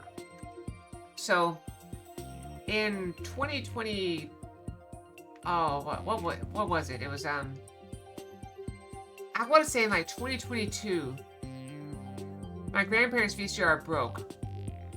And my mom was working very hard trying, like, I don't know where to find a VCR. Like, where can we possibly find a VCR? And I was like, did you check Amazon? It's like, no, but I've been to every store. Did you check Amazon? Well, no, but I went over to, like, Best Buy. I'm like, why would Best Buy have VCRs? And so she ended up going on Amazon and found, like, one. I'm sure you can find one now. Hold on, let me go look. I'm look. Right now. I'm looking at VCR. No, that's VRC. Sorry, VCR.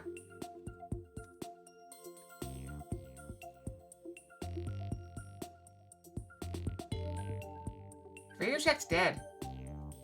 Yeah, here they are. Here's one. I mean, it's $230.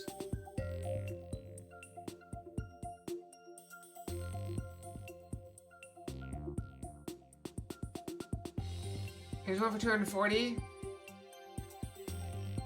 Is it even still available? $157. Yeah, it's like $150. They're expensive because nobody wants them anymore. Kind of illogical arguments highly viable in court of law. Oh, sorry. When you agree, Your Honor. Okay, you can try Blockbuster. I'm afraid not, Mr. Edgeworth. You should never underestimate the power of love. You understand one day when you get married. Which I won't. I'm with Edgeworth for this one. I don't think I'll ever get married. Exactly what's wrong with wishing to remain unwed. I mean, I don't wish to remain unwed. It's just not likely to happen. Please take him off, Your Honor. Never mind all this unscientific nonsense. Are you aware, Mr. Wright, that at the time of the crime, there was a huge propeller turning at full speed between the hatch and the vista deck? You're the first one to go outside through the hatch.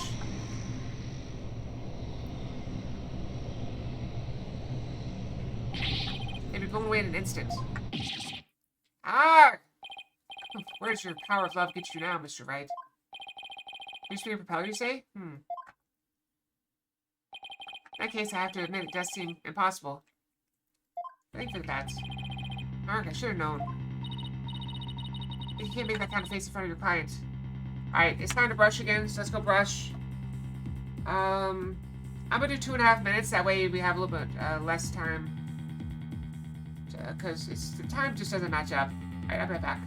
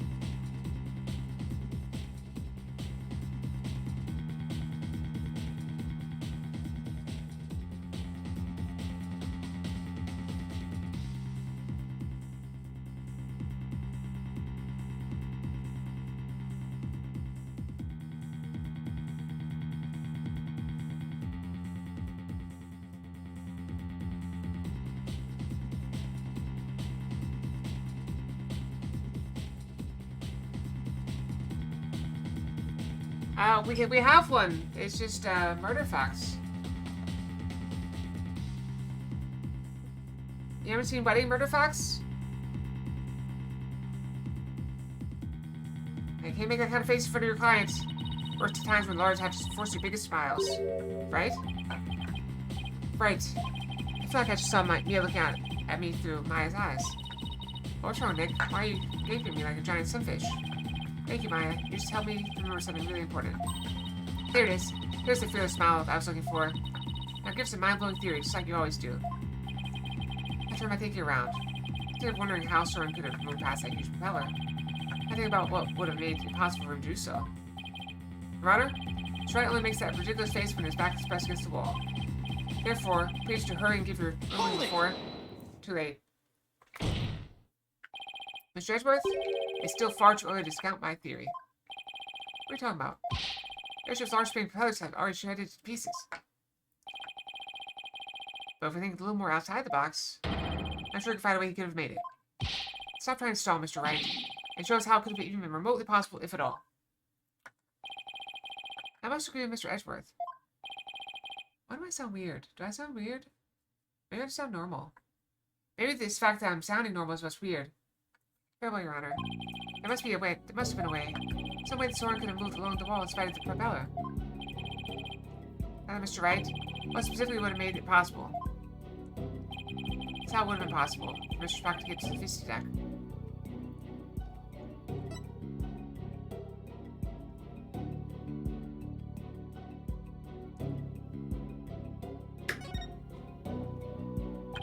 What allowed Mr. Spock to go along the outside wall in spite of the propellers? It's the location of the Flying Chapel at the time of the crime.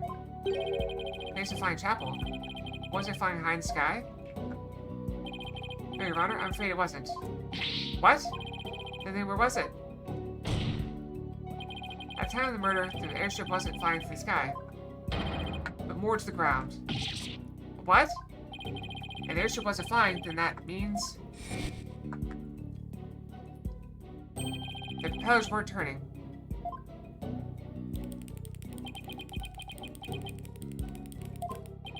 In which case,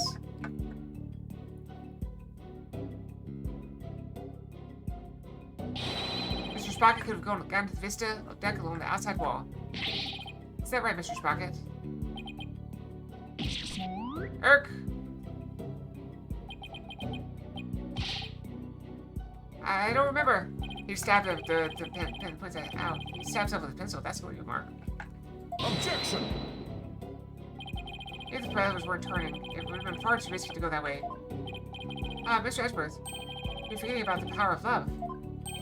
Yes, the amazing power of love. Not this again.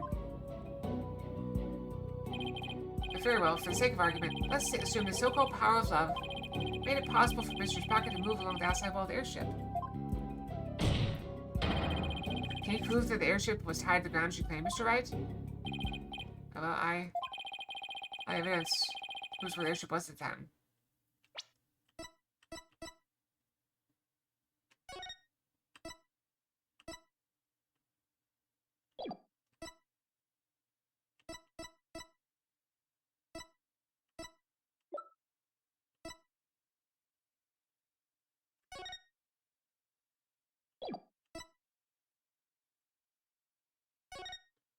I'll say that's helpful.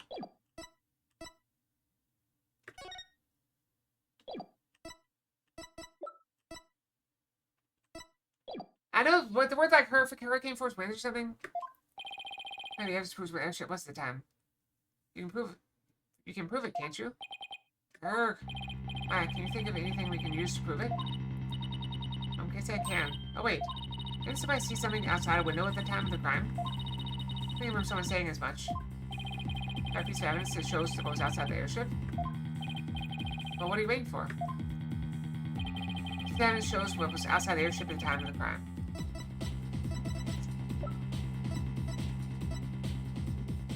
Take that! The evidence shows what was outside the airship at the time of the murder. How strong is that? Strongly made by Larry Butts. Oof. And what can you prove with that or attempted artistry? Larry made it strong before he switched to lanterns. So it must have been right around when the murder was being committed. I thought it was a plane. I thought Soren took the plane and flew the plane. So right around the time the murder was being committed. Now, if I could direct the court's attention to here.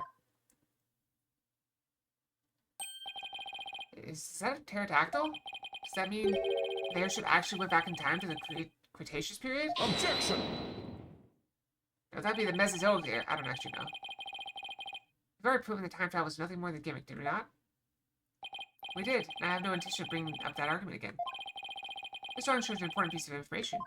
It shows that the airship was actually moored on the ground. What makes you say it so sure? That's easy. All you have to do is consider who made this drawing.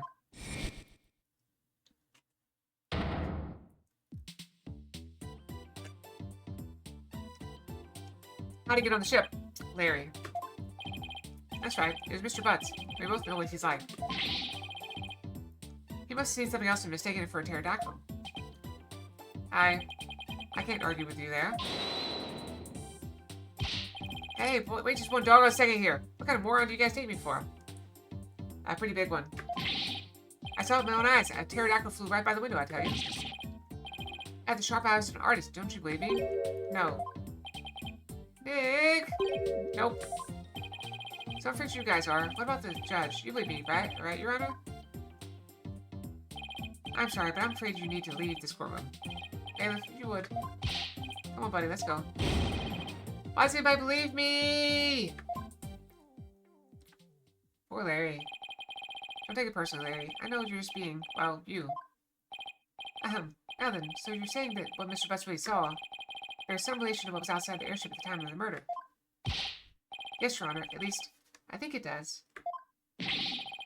What is I keep forgetting to pass the P. What this pterodactyl really is will prove the airship's anchored to the mooring deck. Any better, anyway. If it doesn't, my whole argument is bust. You're that confident about it? Then please, go ahead and tell us what it really was. Yes, Your Honor. A kite?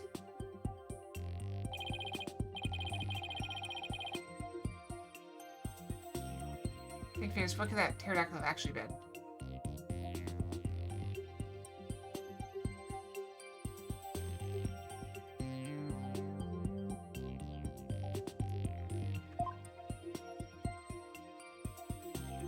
I want to say the bench.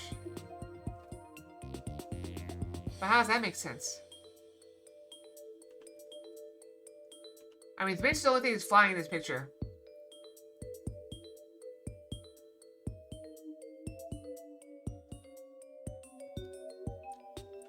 The dog! It's the dog!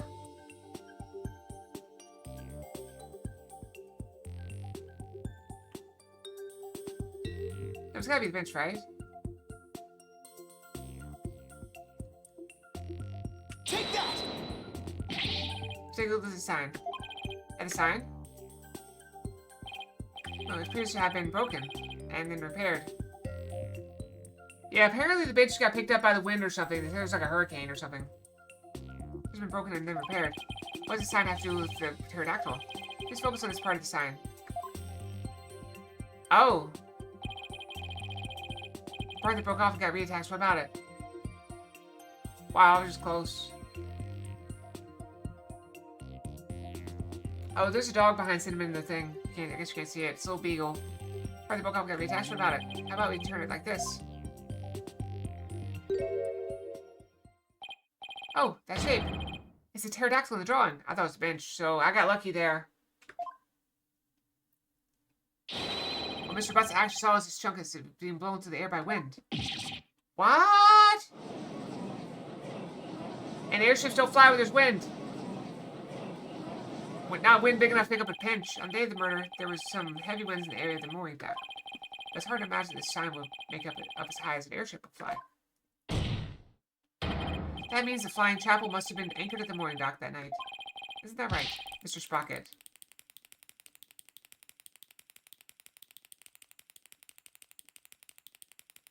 You know, I can't remember the last time I used a mechanical pencil. Objection!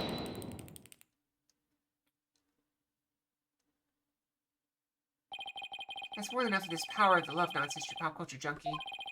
You did all the proof you want, but your argument is based far too much in conjecture. I'll return to reality now. But what do you mean by too much conjecture? If the airship wasn't flying, that alone doesn't prove the witness went along the wall. True, even now it's no more than a possibility. How do you propose Mr. Sprocket at this deck, Mr. Edgeworth? There's something as I went over the evidence. Let's take a look at this hold entry record. What about it? I don't see Mr. Sprocket listed on here anywhere. Don't you remember? In yesterday's session, we had a very similar kind of argument.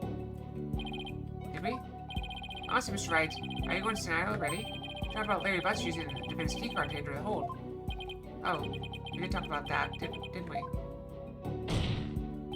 In other words, even if a person's name isn't on the entry record, it's still possible for that person to enter by using someone else's card.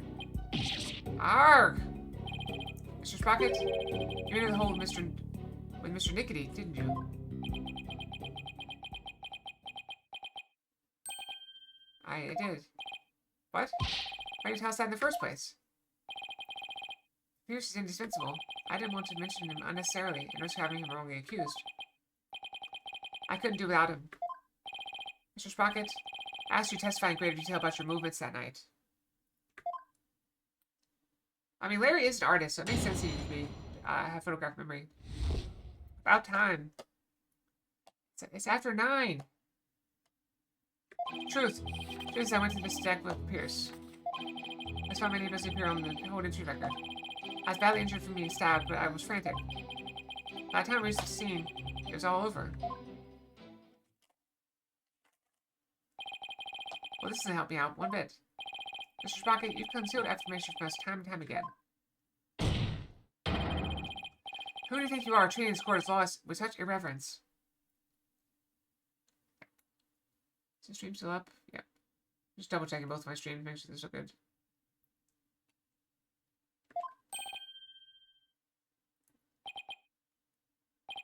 That being said, I do appreciate the testimony you gave just now. Thanks to you, we now know why your name doesn't appear on the entry record. Now there are no more inconsistencies in the witness's testimony. Arrgh! That's Mr. Edgeworth for you. He never leaves a loose end dangling. You okay, Nick? I wouldn't exactly call this situation okay.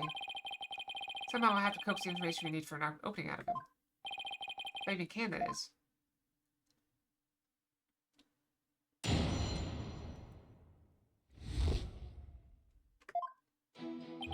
The truth is, I went to the Vista deck with Pierce. Hold it! You mentioned this because you didn't want Mr. Nickety to fall under suspicion. Is that because he has something to hide?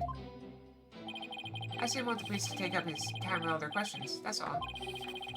Either the company or the household would function smoothly without him. I see. Wow, it sounds like Pierce is absolutely indispensable to his pockets. Anyway, getting back to your statement.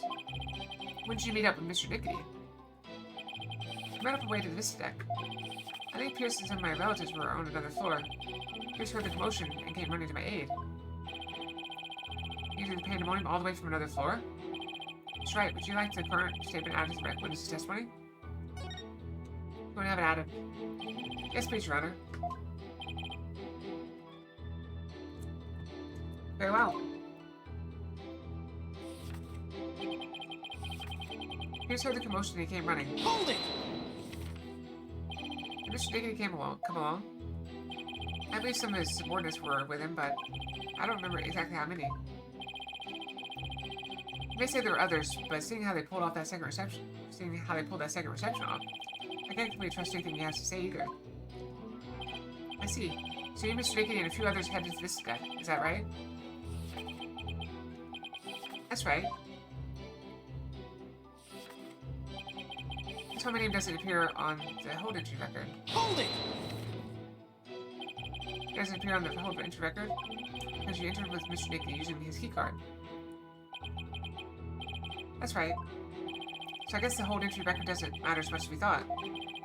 That's what I say he was with Pierce and a few others. It's pretty tough to refute this statement. What's the matter, Mr. Wright? Cat got your tongue? Did you finally realize there's no point in continuing this trial any longer? Of course not. Girl, how about that smoke look off your face? Mr. Sprocket, please continue your testimony. I was badly injured from being stabbed, but I was frantic. Hold it! Speaking of injury, how are you doing now? Knife wound is deep and continues to throb with pain. Fortunately, my internal organs are spared.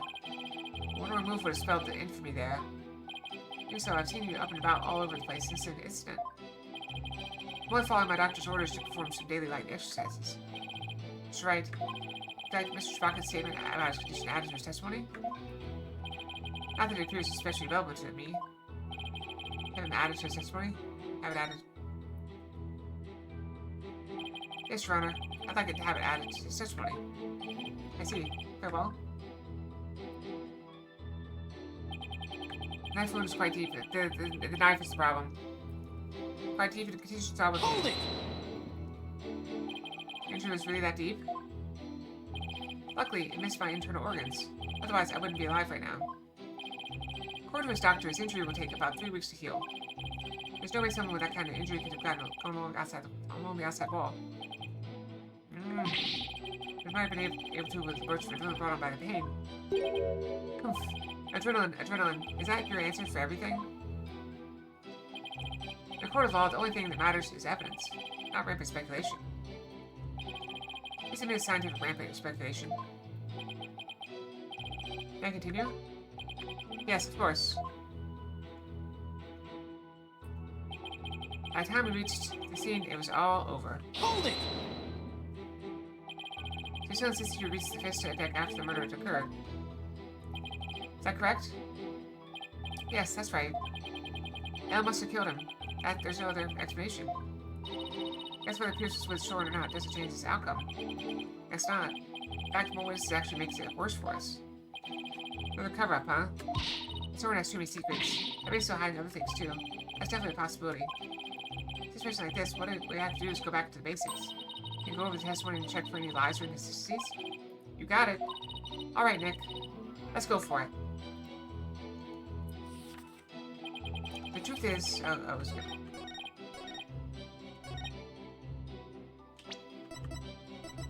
Knife wound. Sure about that? Objection! Mr. Sprocket, you just said your injury is a knife wound, didn't you? Well, the weapon you were stabbed with was this candelabra. In fact, I know you're quite aware of. Well, this is what I heard directly from Master Soren himself. He just reminds Master Soren was stabbed by Gloomsbury the day of the murder. It happened after the first wedding reception. Abigail was in the reception hall when suddenly Gloomsbury appeared. He attacked Miss Ellen and tried to take her away. Master Soren went to stop him and found himself in a struggle with Gloomsbury. That's when Master Soren was stabbed with the candelabra, he said. Oh. Objection! Must have been a simple memory slip that made him misspeak. It happens to everyone. It has nothing to do with his case.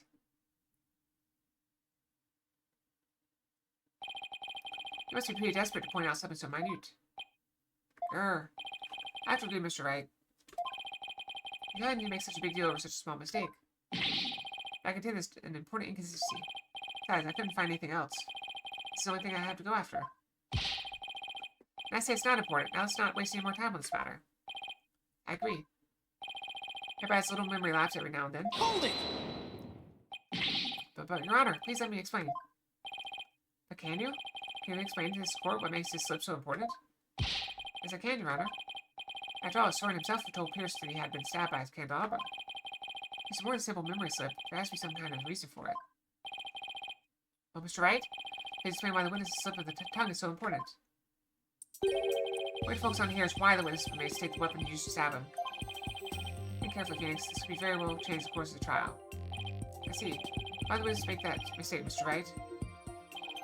Sprocket, I didn't have the wrong weapon and using against him because...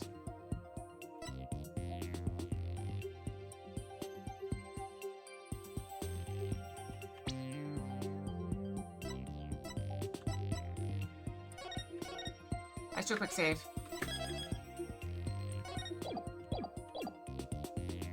He's covering for someone. Mr. Sprocket? He's trying to cover for someone. Yes? Who might that be?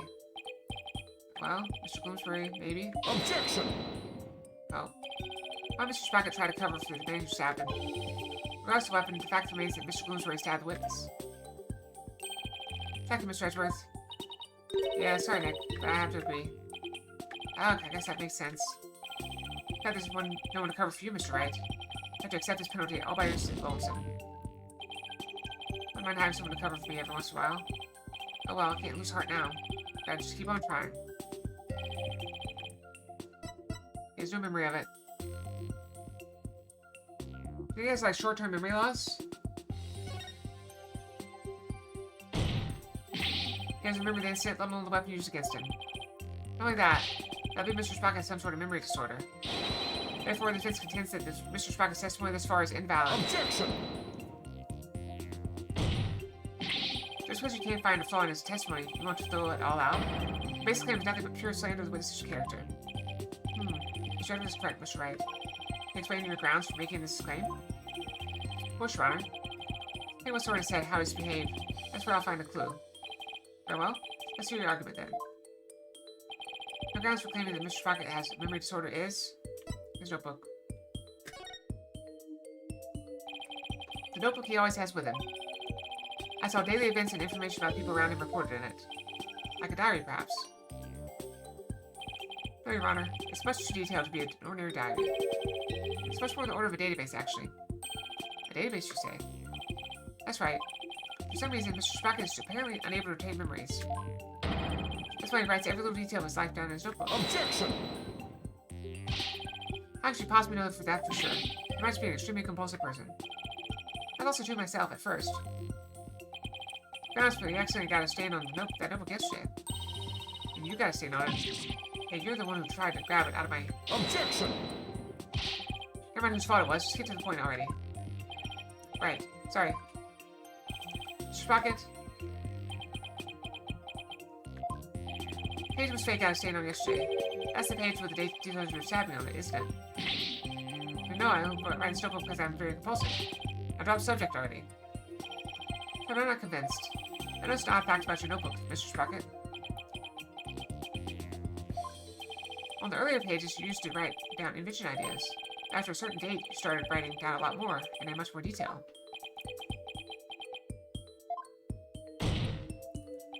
I believe your memory disorder stems from what happened on that date. Something so monumental that it caused memory disorder, Mr. Wright. You don't know what you're talking about. Sorry, but I do know what I'm talking about, and this is the proof. This is the thing that caused Mr. Sprocket's memory disorder.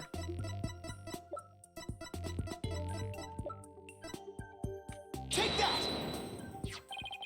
You're involved in this car accident too, weren't you, Mr. Sprocket? And the shock of losing your beloved older sister is what caused you to develop your memory disorder. Is this true, Mr. Sprocket?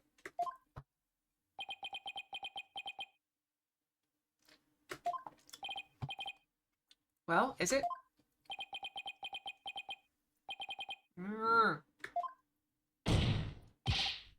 Mr. Sprocket. Ugh. It is true. The accident did something to my mind. What? Ever since that day, every time I go to sleep, I lose my memories. When I wake up, the most recent thing I can remember is the day I lost my sister. It's as if I'm constantly going back in time. What? And that's truly tragic. So he had a 51st date scenario. An inconsolable time traveler who goes back in time whenever he goes to sleep. Besides, time travelers do exist, you know. But you wouldn't understand. That's what Soren meant. He was talking about himself. The actions of people around me each time I awoke made me aware of my condition. That's why I just had to write everything down in my notebook, so I can move forward. So the memories you have since that day are the ones written in that notebook. That's right. And since the page about your stabbing got stained, you couldn't read it from it. Could you? There's just one more thing I'd like you to clarify for me, Mr. Sprocket. Exactly what are your feelings toward the victim? Mr. Sprocket's feelings toward Dumas Bloomsbury? That's right, Your Honor. We said that every time he wakes up from sleep, his mind goes back to the day his sister died. Mr. Wright, you can't mean... Mr. Sprocket. Your pent-up feelings of anger and resentment towards Mr. Bloomsbury for the accident were renewed each and every time you woke, were they not?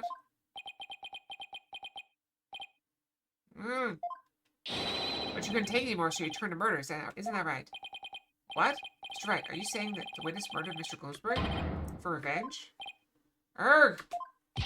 Well, Mr. Sprocket?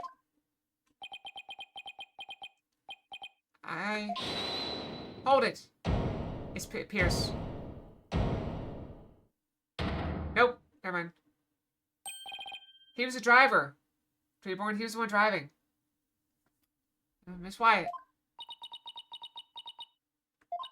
Your Honor? I did it. I killed Mr. Bloomsbury. No! Well, what?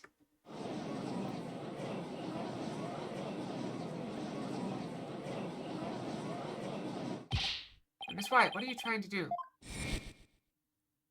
Don't tell me you're still thinking of going that route.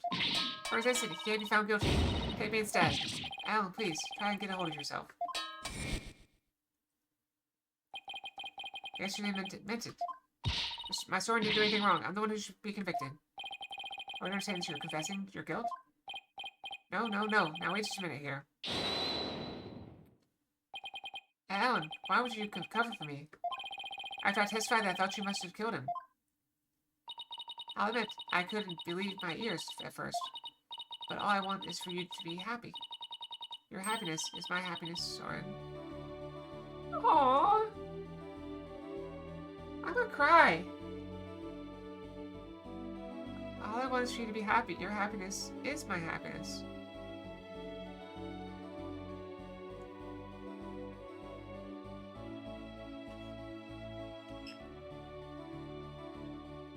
I'm okay. Alright.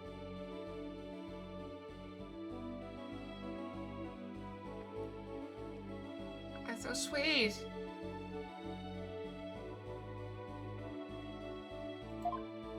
That's so sweet. Well, my notebook. I didn't even forget those feelings of yours by tomorrow. Knowing that, do you still feel this way? You've loved me all this time. The same way you did before the accident. That's how I know that you're the same person I've always loved. No disorder can change that. Alan. Your Honor, there are two things I'd like to correct. Two corrections? What are they? First of all, I would withdraw one of my statements. That's right. Dumas was killed by Alan. Without me, Mr. Vallon, I took the police completely at their word. You can't be serious. That means Soren never really doubted Ellen in the first place, did he, Nick? Ellen made us love Soren with all her heart. In order to save her, I still have to go after Soren. I hope you can forgive me, Ellen. What's your other correction, Mr. Sprocket? Truth is, I never felt anger or resentment toward Dumas about my sister. Why not? That's because the one who caused the car accident was me. Well, what?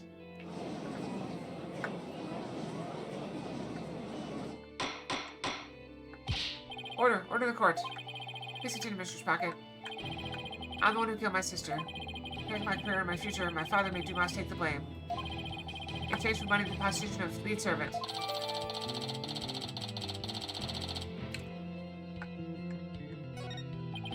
See, Dumas must have held a grudge against me, not the other way around. He must have attacked Ellen to get his revenge on me. Are you sure about all this, Mr. Sprocket?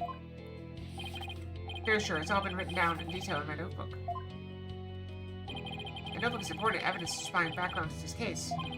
Once this issue submitted as evidence.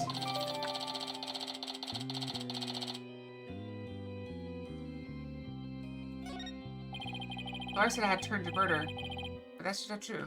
Can I look at the book?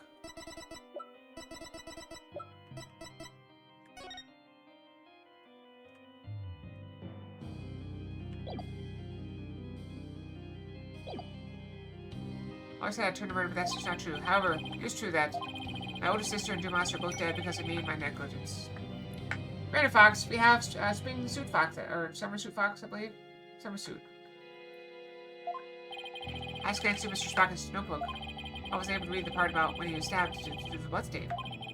What's written here about his sister's car accident is exactly as he stated. Your Honor, as long as it matches what's written in that notebook, the Can we still take the witness's testimony as valid, in spite of his memory disorder? Yes, I believe we can. I understand now that witness memory is in disarray. But if what Mr. Spock himself wrote in this notebook is true, then that means by the time Mr. Spock's party reaches the scene,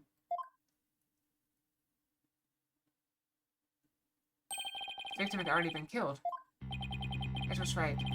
I'm still in the same boat bind as before.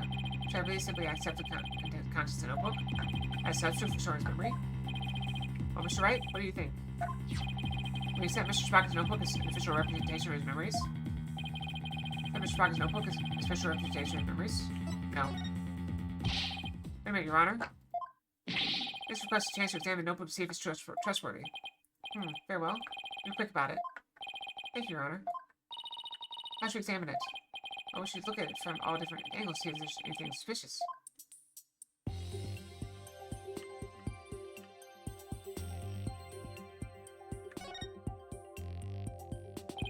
There's no point if I don't look at what's inside.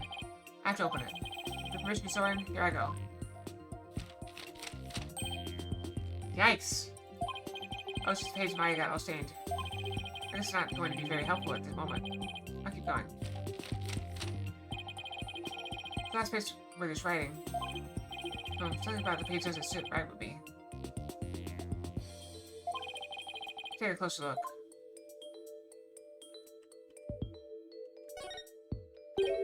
Huh? The page has been torn out. Looks like there's something written on it. Looks like a page has been torn out here. Mr. Spock, do you know what's written on it? Oh, that? I often tear out a page when I write somebody a note. I probably wrote something down for somebody and tore it out and gave it to them. So, if pages of it can be removed...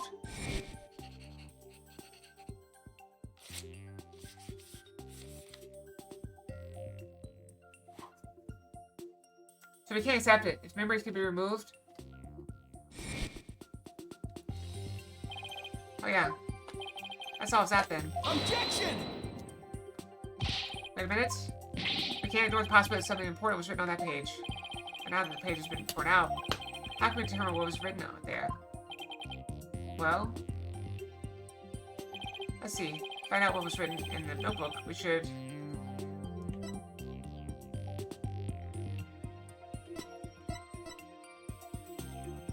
Fingerprint powder. Use fingerprint powder on the notebook. I'll be able to see what was written. Fingerprint powder? How would that help us find out what was written there? If I left indentations of the blank page behind it, fingerprint powder could make those small indentations visible to the naked eye. Oh, stop. Fingerprint powder would only sully the notebook further. Let's try if you use the powder still to find anything. Then you must accept the notebook as a representation of witness memories. Alright, Your Honor. I understand. Gotta find things all over anyway. Powder, don't fail me now. I'll now use fingerprint powder on the blank page. Find out if we can see what was written on the torn out page. First, I'll pass fingerprint powder to this page with space. Just enough powder, I'll use blow excessive powder away. Finish up here. I should switch to analyze mode Q. Whatever came up, then confirm my choice.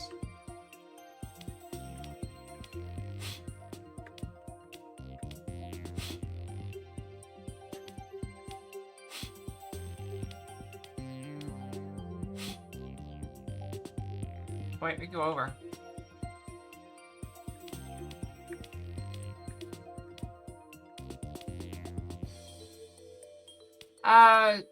Most of the time in IRL, you would use a pencil or something and just lightly go over it.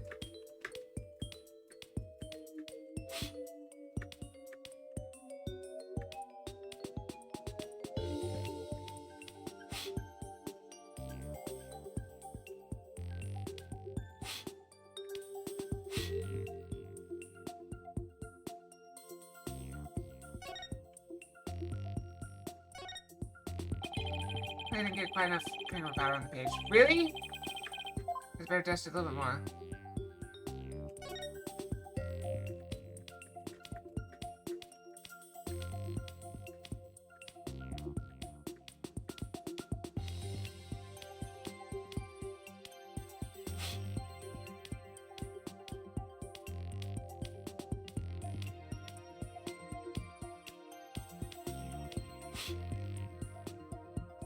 that enough?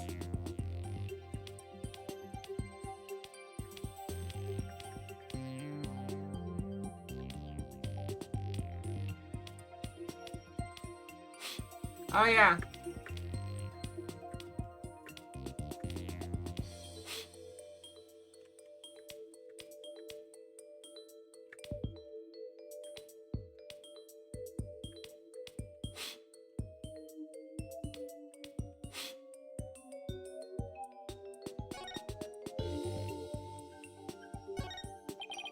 It says, I struck and killed Dumas. So this is huge.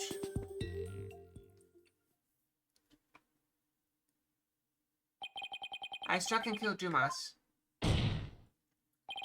That's what was written on this torn out page. But what? It can't be. I don't believe it. There has to be some kind of mistake. So never, could never.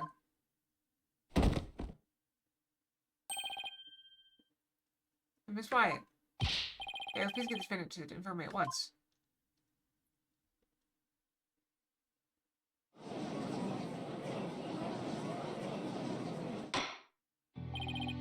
Apparently the defendant got too worked up. She's dressing in the firm as we speak. I still can't get over that line, she said. That's such a good line. Your happiness means everything to me because my happiness is your happiness. Or your happiness is my happiness. I messed it up. Your happiness means everything to me because your happiness is my happiness. Such a good line. I love it. Now then, please continue, Mr. Wright. Yes, Your Honor. This notebook's all Mr. Spock has to remember things by. The wind! There's a critical page torn out. Not even Mr. Spock himself knew the truth of what he had done. I'm the one who killed Dumas. So it wasn't Ellen. Oh, thank goodness. Mr. Spock, does that mean you were at the scene of the crime scene during the murder after all? I guess I must have been. I still think Pierce did it. Soren knocked him out. Pierce killed him. Mr. Spock, do you really believe what's written in this notebook?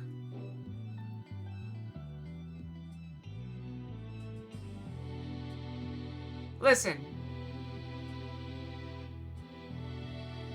He thinks he killed him. He didn't check to see if he was dead.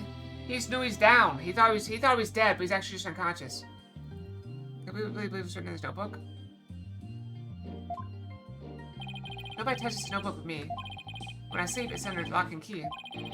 I remember writing that I killed Dumas, but I guess I must have.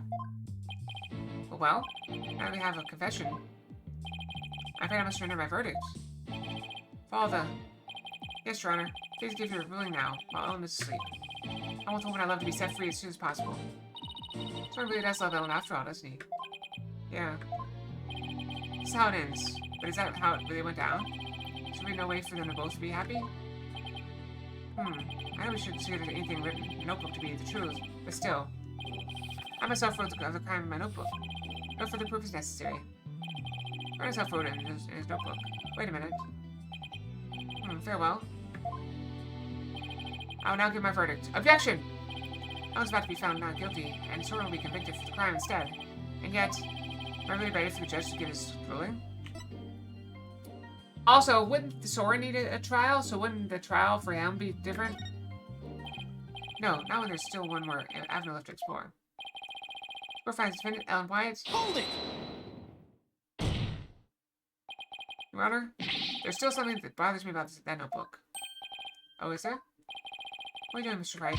All you have to do is keep quiet, and your client's a free woman. I know, but I think there might be more to this case than meets the eye. I'm not quite sure yet, but I think there still might be a way. A way for Ellen and Soren to be happy. What do you mean by more than meets the eye, Mr. Wright? I believe the question here, Your Honor, should be, why was the incriminating page torn out in the first place? Why to destroy the evidence, I would imagine. Removing it from the notebook is the same as removing it from Mr. Spock's memory. It means he wouldn't have been able to trick the police if he came under suspicion. No, if he wanted to cover up his crime, he would have to remember that he had done it. Just what are you getting at with this slide of inquiry, Mr. Wright? Yes, please explain so we can all understand. Yes, Your Honor. Page is torn out of the notebook because somebody else tore it out. Inquiry page was torn out with somebody else. But what?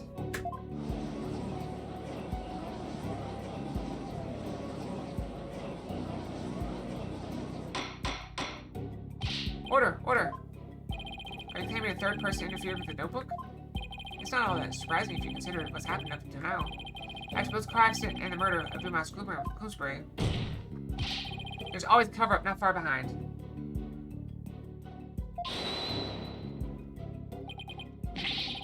But I had my notebook with me at all times. Did you? Because I remember you were in a panic yesterday because you couldn't find it. But that's true. So who orchestrated this particular cover-up, Mr. Wright? Think back over the course of the trial, it's pretty easy to guess. One who may have tried to tamper with his children's memories is... the dead man! No, just a... Take that! One who tampered with the notebook in order to manipulate Mr. Spock's memory is Pierce Nickety.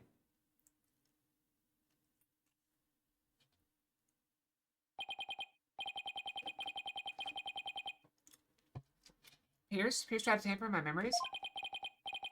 Pierce was manipulating me? Case in point, the two receptions that were held to cover up the murder. It's Mr. Nickety who directed the guests and orchestrated the entire scheme. No, it can't be. Which of my memories are mine and which have been rewritten? When did he start rewriting my memories? Who wrote this, and this, and this, and this, and this, and this, and this? Ah!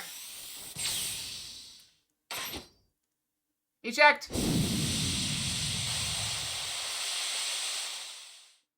I wondered that thing worked the whole time. He literally took off. Ah! What?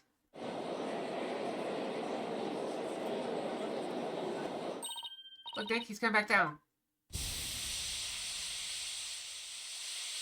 And the spinning belt buckle. My memories, Alan. That's 2 down. Mr. Sprocket. Bailiff, please get Mr. Sprocket to the infirmary on the double.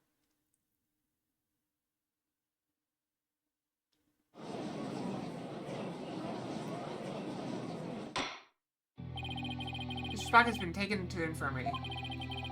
We're not to worry about him running away, so let's resume where we left off. Your Honor, this would like to call Pierce Nickety to the stand. Objection! We already know he carried out the cover-up to protect the company and Mr. Sprocket. What more do you want from him? This time is different. The notebook, or rather, Mr. Sprocket's memories, have been tampered with. That means the only person who knows the whole truth is now Mr. Nickety. Don't tell me you're actually trying to drum up a third suspect?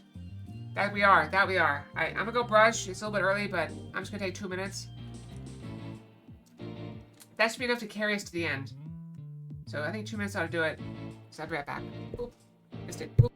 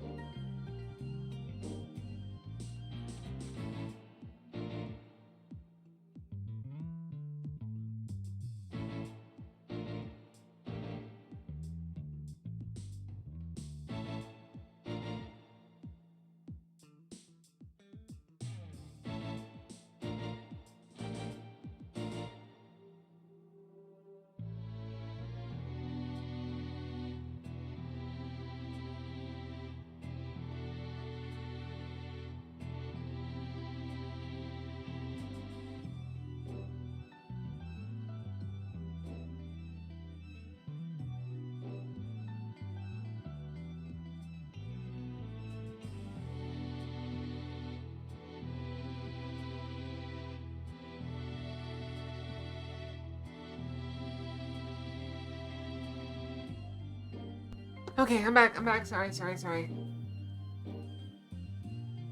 Got a little distracted. It's alright. It's alright. Let's resume. This time you're actually trying to jump on the third suspect? In order to exonerate the defendant and her groom? Yes, that's what we're trying to do. I'm not drumming up anything, nor do I have grounds to accuse him of anything, yet. All I know is that Mr. Nicky is the only one who knows the truth. And I think he's still hiding something. Something we don't know about yet. No grounds yet, is it? Brenda Fox. Oh, we got Crow Fox. Well, Mr. Edgeworth, does the prosecution permit to call on the witness to the stand? It does, Your Honor. More wind. Ah, my ears! Ah! I'm back. However, I would like a little time to talk with the witness before we do. Very well. We'll break for a 20-minute recess. That would have been the perfect time to go take the break. Oops. That would have been the perfect time to take the break, but I didn't do it. Because oops.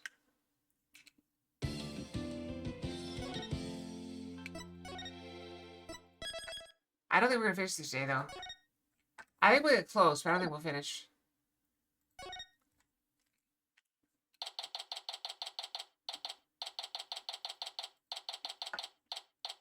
Well, I don't know where the breaks are. How do I know? I don't know. Now we'll have to face Pierce on the stand. I'm not sure if I should be surprised or not. One thing's for sure. He'll be an easy adversary. So, do you think Pierce did it? It's too early to say anything at this point. I do think he's still hiding something. Nick! Why are you pinning everything on sore and loser back there? Looks like Larry still hasn't given up on Ellen. This Pierce guy's still a bad guy. And Soren and my Ellie will live happily ever after together. Larry, that's not the kind of thing a decent human being says. Shame on you, Larry. Oh, boo-hoo! You think I don't know? I know I have to give up on my Ellie. But Nick, I promise she'll make her happy. She deserves a happily ever after. I'm sure someone will make her happy once all is said and done. I was about to resume, Mr. Wright. Alright, you ready, Maya? Yep, let's go. I'm rooting for you, Nick.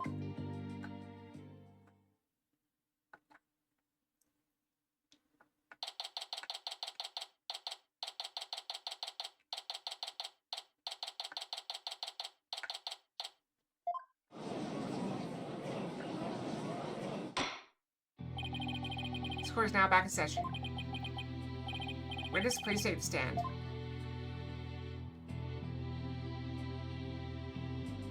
I do love the suit. And the monocle is just so obsessive. So over the top. This is your name and occupation. My name is Pierce Nickety. I'm a Spock family butler. Let's get straight to the point, Mr. Nickety. Someone tore out a page from Mr. Spock's notebook to manipulate his memories. And that person was you, wasn't it? That's correct. What about it? Well, that was easy. So why did you do it? Why did you tamper with Mr. Spock's notebook? Please allow me to explain. It pains me to do this, but I will tell you the truth. Pains you? That's correct. My testimony will go against Master Soren's wishes. Soren's wishes? What is he talking about?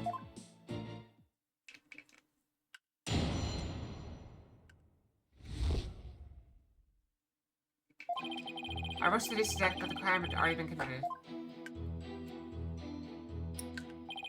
I saw Miss Ellen and Bloomsbury collapse and Master Soren writing his notebook. Master Soren said to me, I'll take the blame for the murder, so please take care of Ellen. I went against his order. I tore the page out of his notebook and hid the body. Wait a second. Mr. Spock was writing in his notebook at the time. Could it be? It's meant to be a confession, and admission he killed Bloomsbury himself. You want that master to take the blame for Miss Wyatt? That's correct. Master Soren did hit Bloomsbury with his timekeeper to save Miss Ellen. Mr. Spock was a culprit after all. However, that blow did not kill Bloomsbury. That makes sense. Mr. Spock's injury wouldn't allow him to put much force into it. In Ray's Bloomsbury tried to attack Master Soren, who was already seriously wounded. Just in the nick of time, Miss Ellen hit a Bloomsbury from behind and finished him off, it would seem. But if he's attacking, does that mean that she's innocent by self-defense? The one who inflicted fatal blow was the defendant. Yes, that is correct. Master Soren tried to take all of the blame onto himself. No way. This is pretty bad, Nick.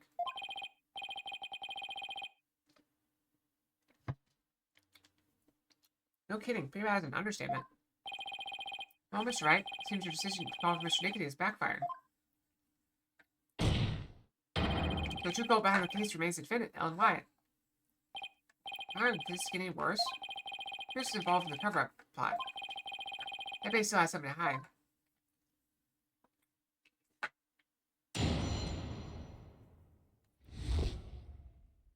I tore out the page. I rushed to the Vista deck, but the crime had already been committed. Hold it! Wait a minute. I thought you went to the Vista deck with Mr. Sprocket. Actually, that is not true. What? What do you mean? I found this out afterward, but Master Soren went to the Vista deck alone. He went out the escape hatch to the reception hall and went alone to the outside wall. What? You can't be serious. You mean Mr. Wright's addle-pated guess was actually correct? What's with the addle-pated? I suppose truthfully is stranger than fiction. Mr. Nickety, when you got to the scene, you saw Mr. Bloomsbury, Miss Wyatt, and Mr. Sprocket? Is that right? That is exactly right.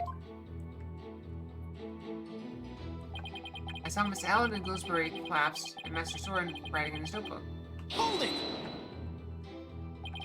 You and your group arrived at this Vista deck. The murder had already been committed? That's correct. Bloomsbury had already been struck. Miss Ellen had lost consciousness, probably from the shock of the incident. And how did Mr. Sprocket appear? He was bleeding from the stab wound he received from Bloomsbury. Clearly conscious, he was writing something in his notebook. So the mysterious third person Ellen saw really was Soren then. Master Soren said to me, I'll take the blame for the murder, so please take care of Ellen. Hold it! Mr. Sprocket wrote a note of confession in his order to take the blame for Miss Wyatt. Yes, that notebook is the only form of memory Master Soren has. To understand what his action meant, I trust. But what did it mean, Nick? To Soren, everything in that notebook is true. So Soren tried to take the blame by altering his own memory to make himself think he did it. No. Master Soren truly loves Miss Ellen. Must have been love that made him do that. When I went against his order, I tore the page out of his notebook and hid the body. Hold it! Mr. Nickety, could you please tell this court about that in more detail? That, you say? Which part do you mean, Mr. Wright? Could you be more specific? Oh, alright. What part do I want to know more about? Hiding the body. Please tell me more about the hiding of the body. Very well.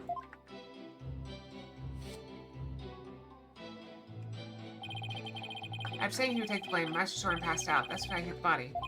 I quickly took the lift down to the hold, where I hid Bloomsbury's still warm body in the spare Pegable lantern. Because you hit the body, not the defendant. I think Mr. Butts removed the lantern containing the body to the reception hall. Well, I did not see that coming. I don't blame you. Not even Larry can predict what Larry will do next. Let's take another look at the lantern evidence. That's right. I'd like that statement added to the witness's testimony? Yep. Yes, please. Very well. Please add that statement to your testimony, Mr. Nickety. In the hold, I hid the still warm body in the spare Pegable lantern. Hold it! Why didn't you hide the body in the lantern? As I told you yesterday, it was to make it as though the murder never happened. Thanks to Mr. Butts, things did not turn out as planned. Holding the second Monday reception wasn't Mr. Sprocket's idea, but yours, wasn't it? It was all for Master Soren's sake, and Sprocket Aviation. If I am accused of a crime for trying to cover up the incident, I shall accept it willingly. Maybe he doesn't seem to even care about himself. You're talking about the cover-up after the incident, right? Right, that's the information only somebody who's actually involved could know. So it might be a really important piece of testimony. I think so too. I really have to tread carefully here.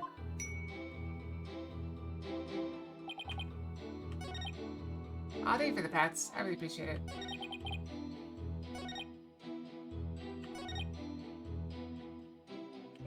I do a quick save here, just to be safe.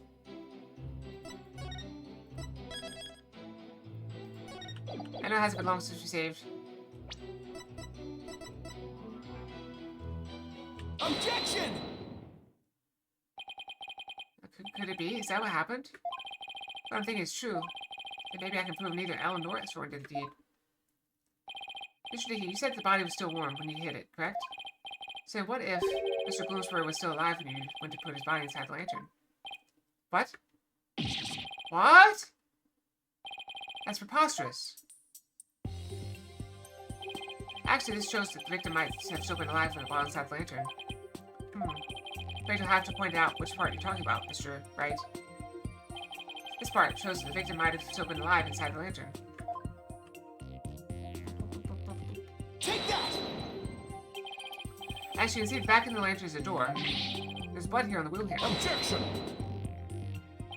That blood stain must have gotten there when the witness put the body inside the lantern. It in no way shows the victim drew his last breath while he was within the lantern. I disagree, Mr. Edgeworth. For you see, in putting this lantern back together, the police inadvertently placed the inside handle on the outside, and vice versa. In other words, the wheel handles got swapped. Why does that got swapped? Yes, it got swapped. What? That's ridiculous. It's possible, but I don't know if it's thick enough to suffocate. I don't know if you can compare the other male impeccable lantern in the reception hall.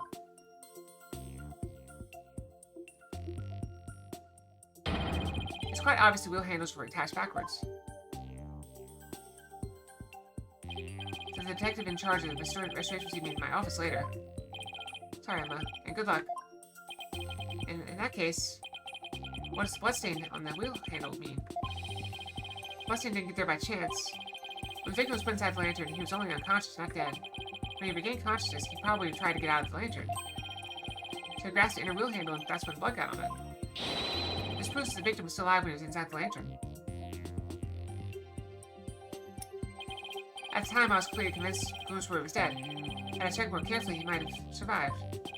Unfortunate to be sure, but not significant enough to change this trial's outcome. Again, I disagree, Mr. Edgeworth. Actually, has a very significant impact on this case. The victim was struck by the defendant, then died from his injuries sometime later. Nothing more to it. Objection! That's where you're wrong. Let's take another look at Mr. Bloomsbury's autopsy report, shall we?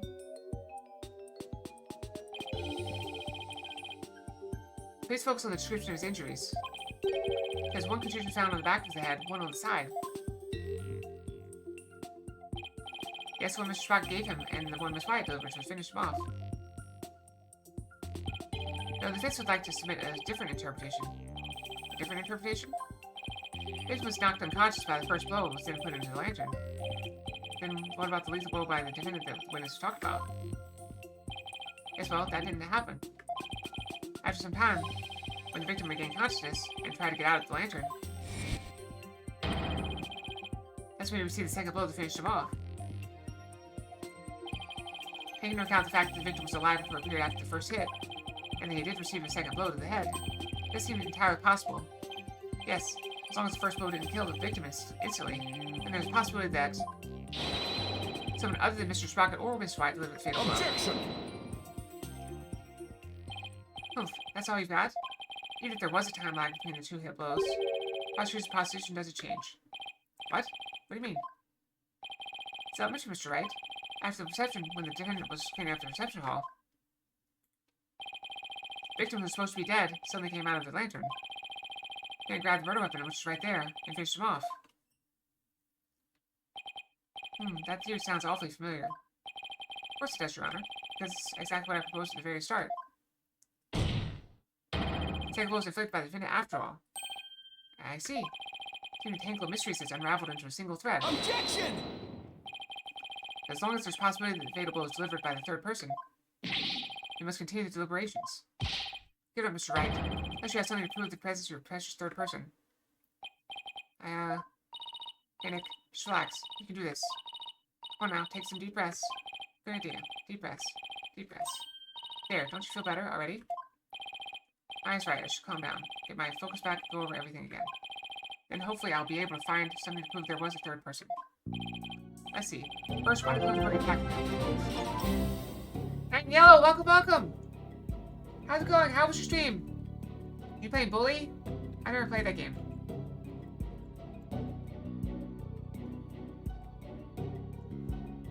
Got you. Scholarship edition. How have you been? Haven't seen you in a while. It's good to see you. I hope you're doing well.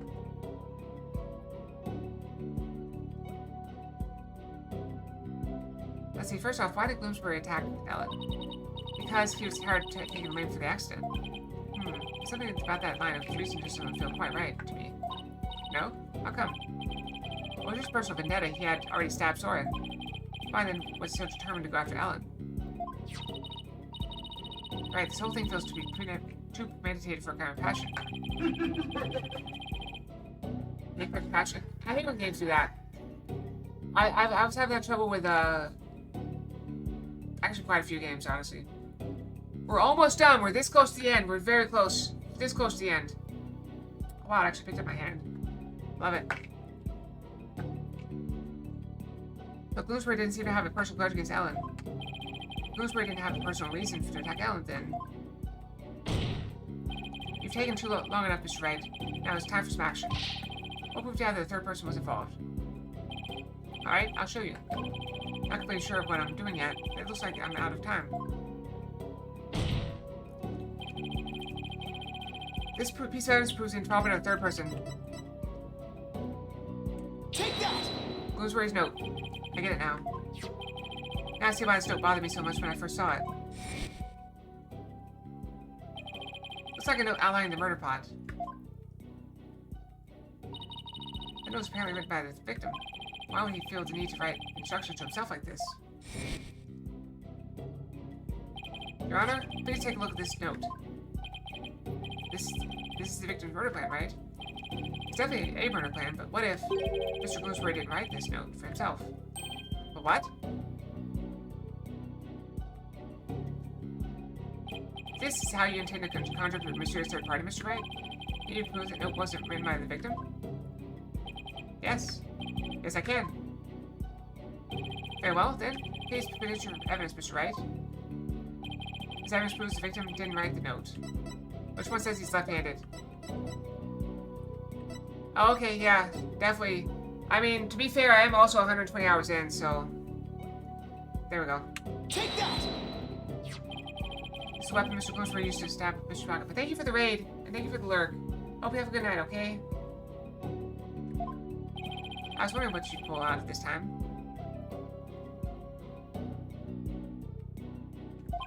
Can I ask what that could possibly have to do with this note?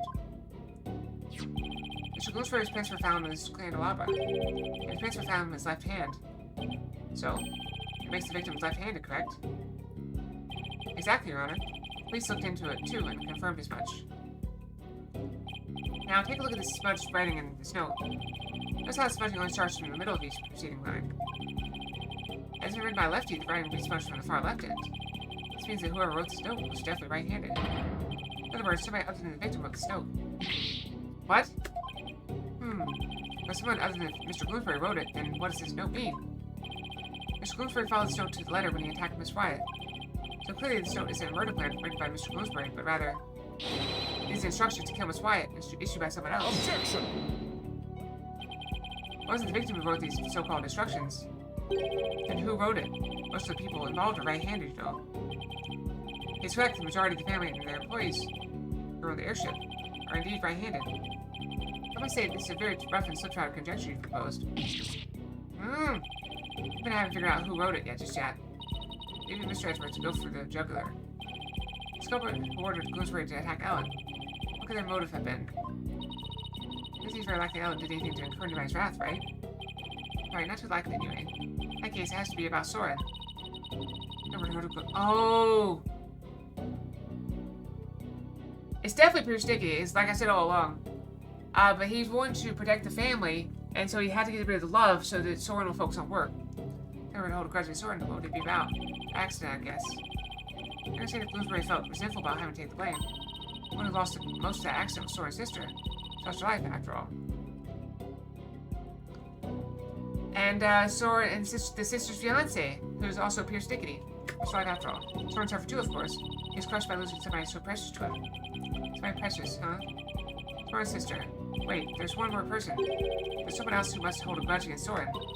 Figure out something out? I think so. I think that somebody else used Gloomsbury to try and get revenge against Soren. Did you say somebody tried to get revenge against Mr. Sprocket, Mr. Wright? The person who manipulated and used Mr. Gloomsbury was... Selena's fiance. First, did it say Gloomsbury's uncle? That's funny. First, you used Mr. Gloomsbury to try to get revenge on Mr. Sprocket, and then finished Mr. Gloomsbury off to silence him? Was a man dear to Mr. Sprocket's older sister. Selena Sprocket's fiance. Not that I'm not positive, but it's certainly possible. His fiance could have made Gloomsbury attack Ellen to get his revenge on Soren. What? Her fiance? If only we had some clue as to who it is.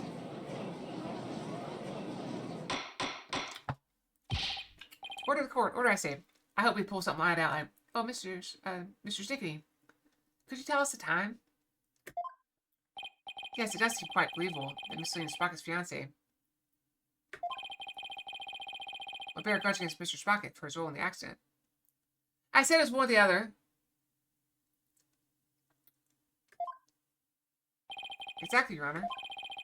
Maybe her fiancé was trying to murder Miss Wyatt in order to make Mr. Sprocket experience the same pain he'd felt. Objection! Miss Sprocket's fiancé was a surgeon, if memory serves. One of the people who attended the reception were family and staff members. That may be, but then that just means that Miss Sprocket's fiancé must have been among those who attended. What? Really? Of course. Otherwise, how could he have killed Gloomsbury?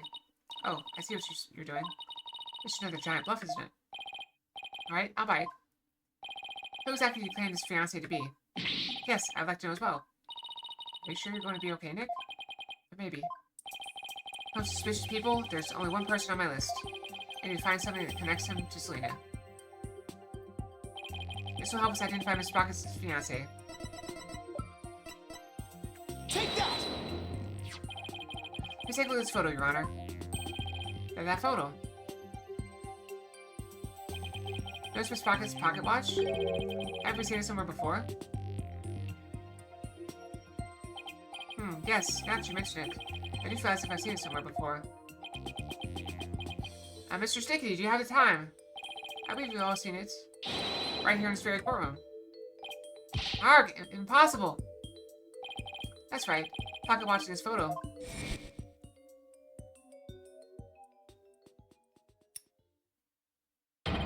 It's the same pocket watch Mr. Nickety has on him right now. What? I mean, yeah, it's the least surprising thing ever. This is clear proof of a strong connection between Pierce Nickety and Selena Sprocket. No. Well, Mr. Nickety, is this true? Mr. Nickety, you were once engaged to Selena Sprocket. That pocket watch, you keep it as a memento of her, don't you?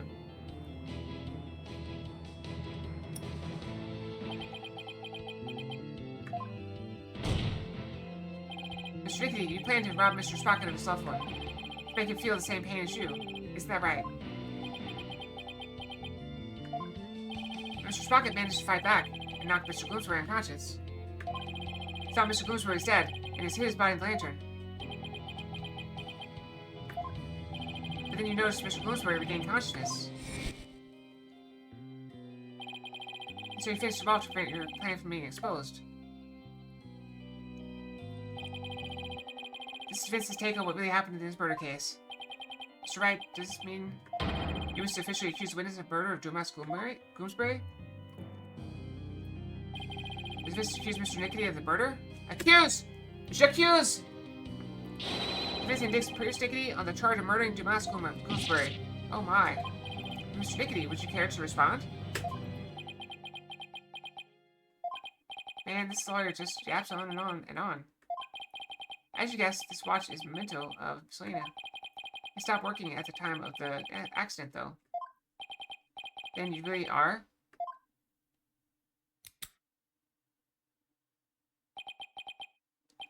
Yes, I was Selena's fiancé, and not just her fiancé, but a surgeon beside her deathbed. Objection! Mr. Nickety, why didn't you tell me any of this before? Shut it, you useless prosecutor. I thought you could be of use, but apparently this case was too much for you. What'd you say? If your office hadn't stuck its nose up all the way... If your office hadn't stuck its nose all up in this, I could have swept it under the rug. Not only did you interfere with the case, but you even let me fall under suspicion. That's because you kept trying to cover things up on the sly. Erg! Covering things up wasn't your only involvement. The only person who had motive to use the victim to try and kill Miss Wyatt was you. Erg! Did he get shot? Or the thing... The thing blew.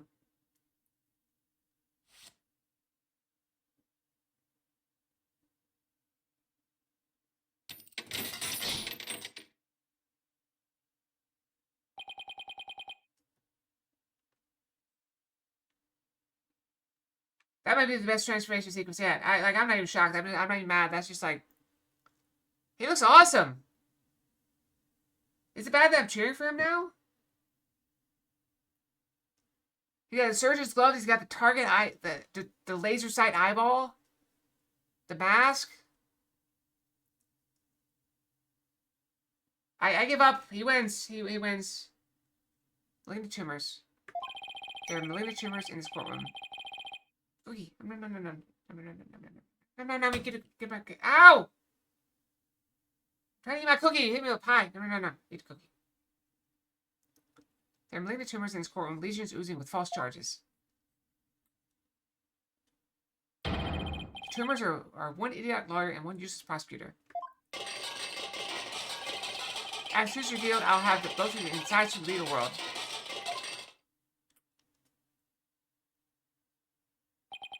Oof, I'd like to see you try. The power of the Spocky family would be a cinch.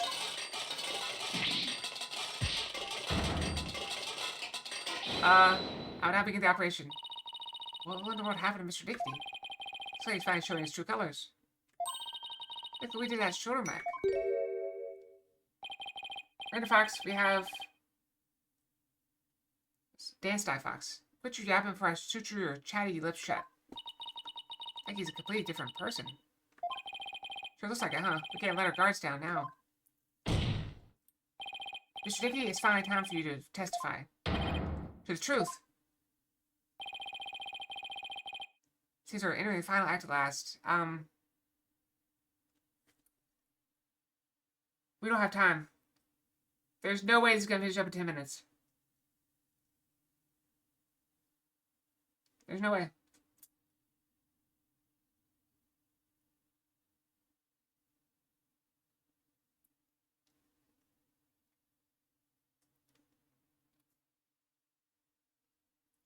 Because he's going to testify. We're going to have to cross-examine. And then we're going to have to present evidence. And then something else is going to happen. He's going to testify again. I think we got to call it there. We got to call it. We must call it right there. It's unfortunate, but that's the case. That's how it is. Oh! Alright, thank you for watching on this lovely, whatever night it is, Monday. Oh, it's only Monday. We'll be back tomorrow with the conclusion to Ace Attorney. No Dead by Day tomorrow. I have the Legos with me. So we'll just have chess puzzles and Apollo Justice tomorrow. Why are you trying to stall me? Why would you stall me? Also, I feel bad because we're ending right after a random Fox game, so I'm going to refund that.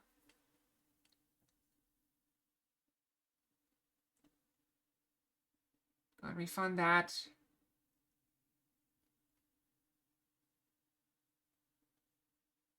From Zarek. There we go. Got it refunded. Okay. We're close. We're not close enough to be born. It's going to go on for at least 30, 45 minutes more. Now we'll put it way too late. So we must end it early, unfortunately. So good night, everyone. Sleep well. Have good dreams. Hope to see you guys tomorrow, okay? Good night, everyone. Fox out. Night-night.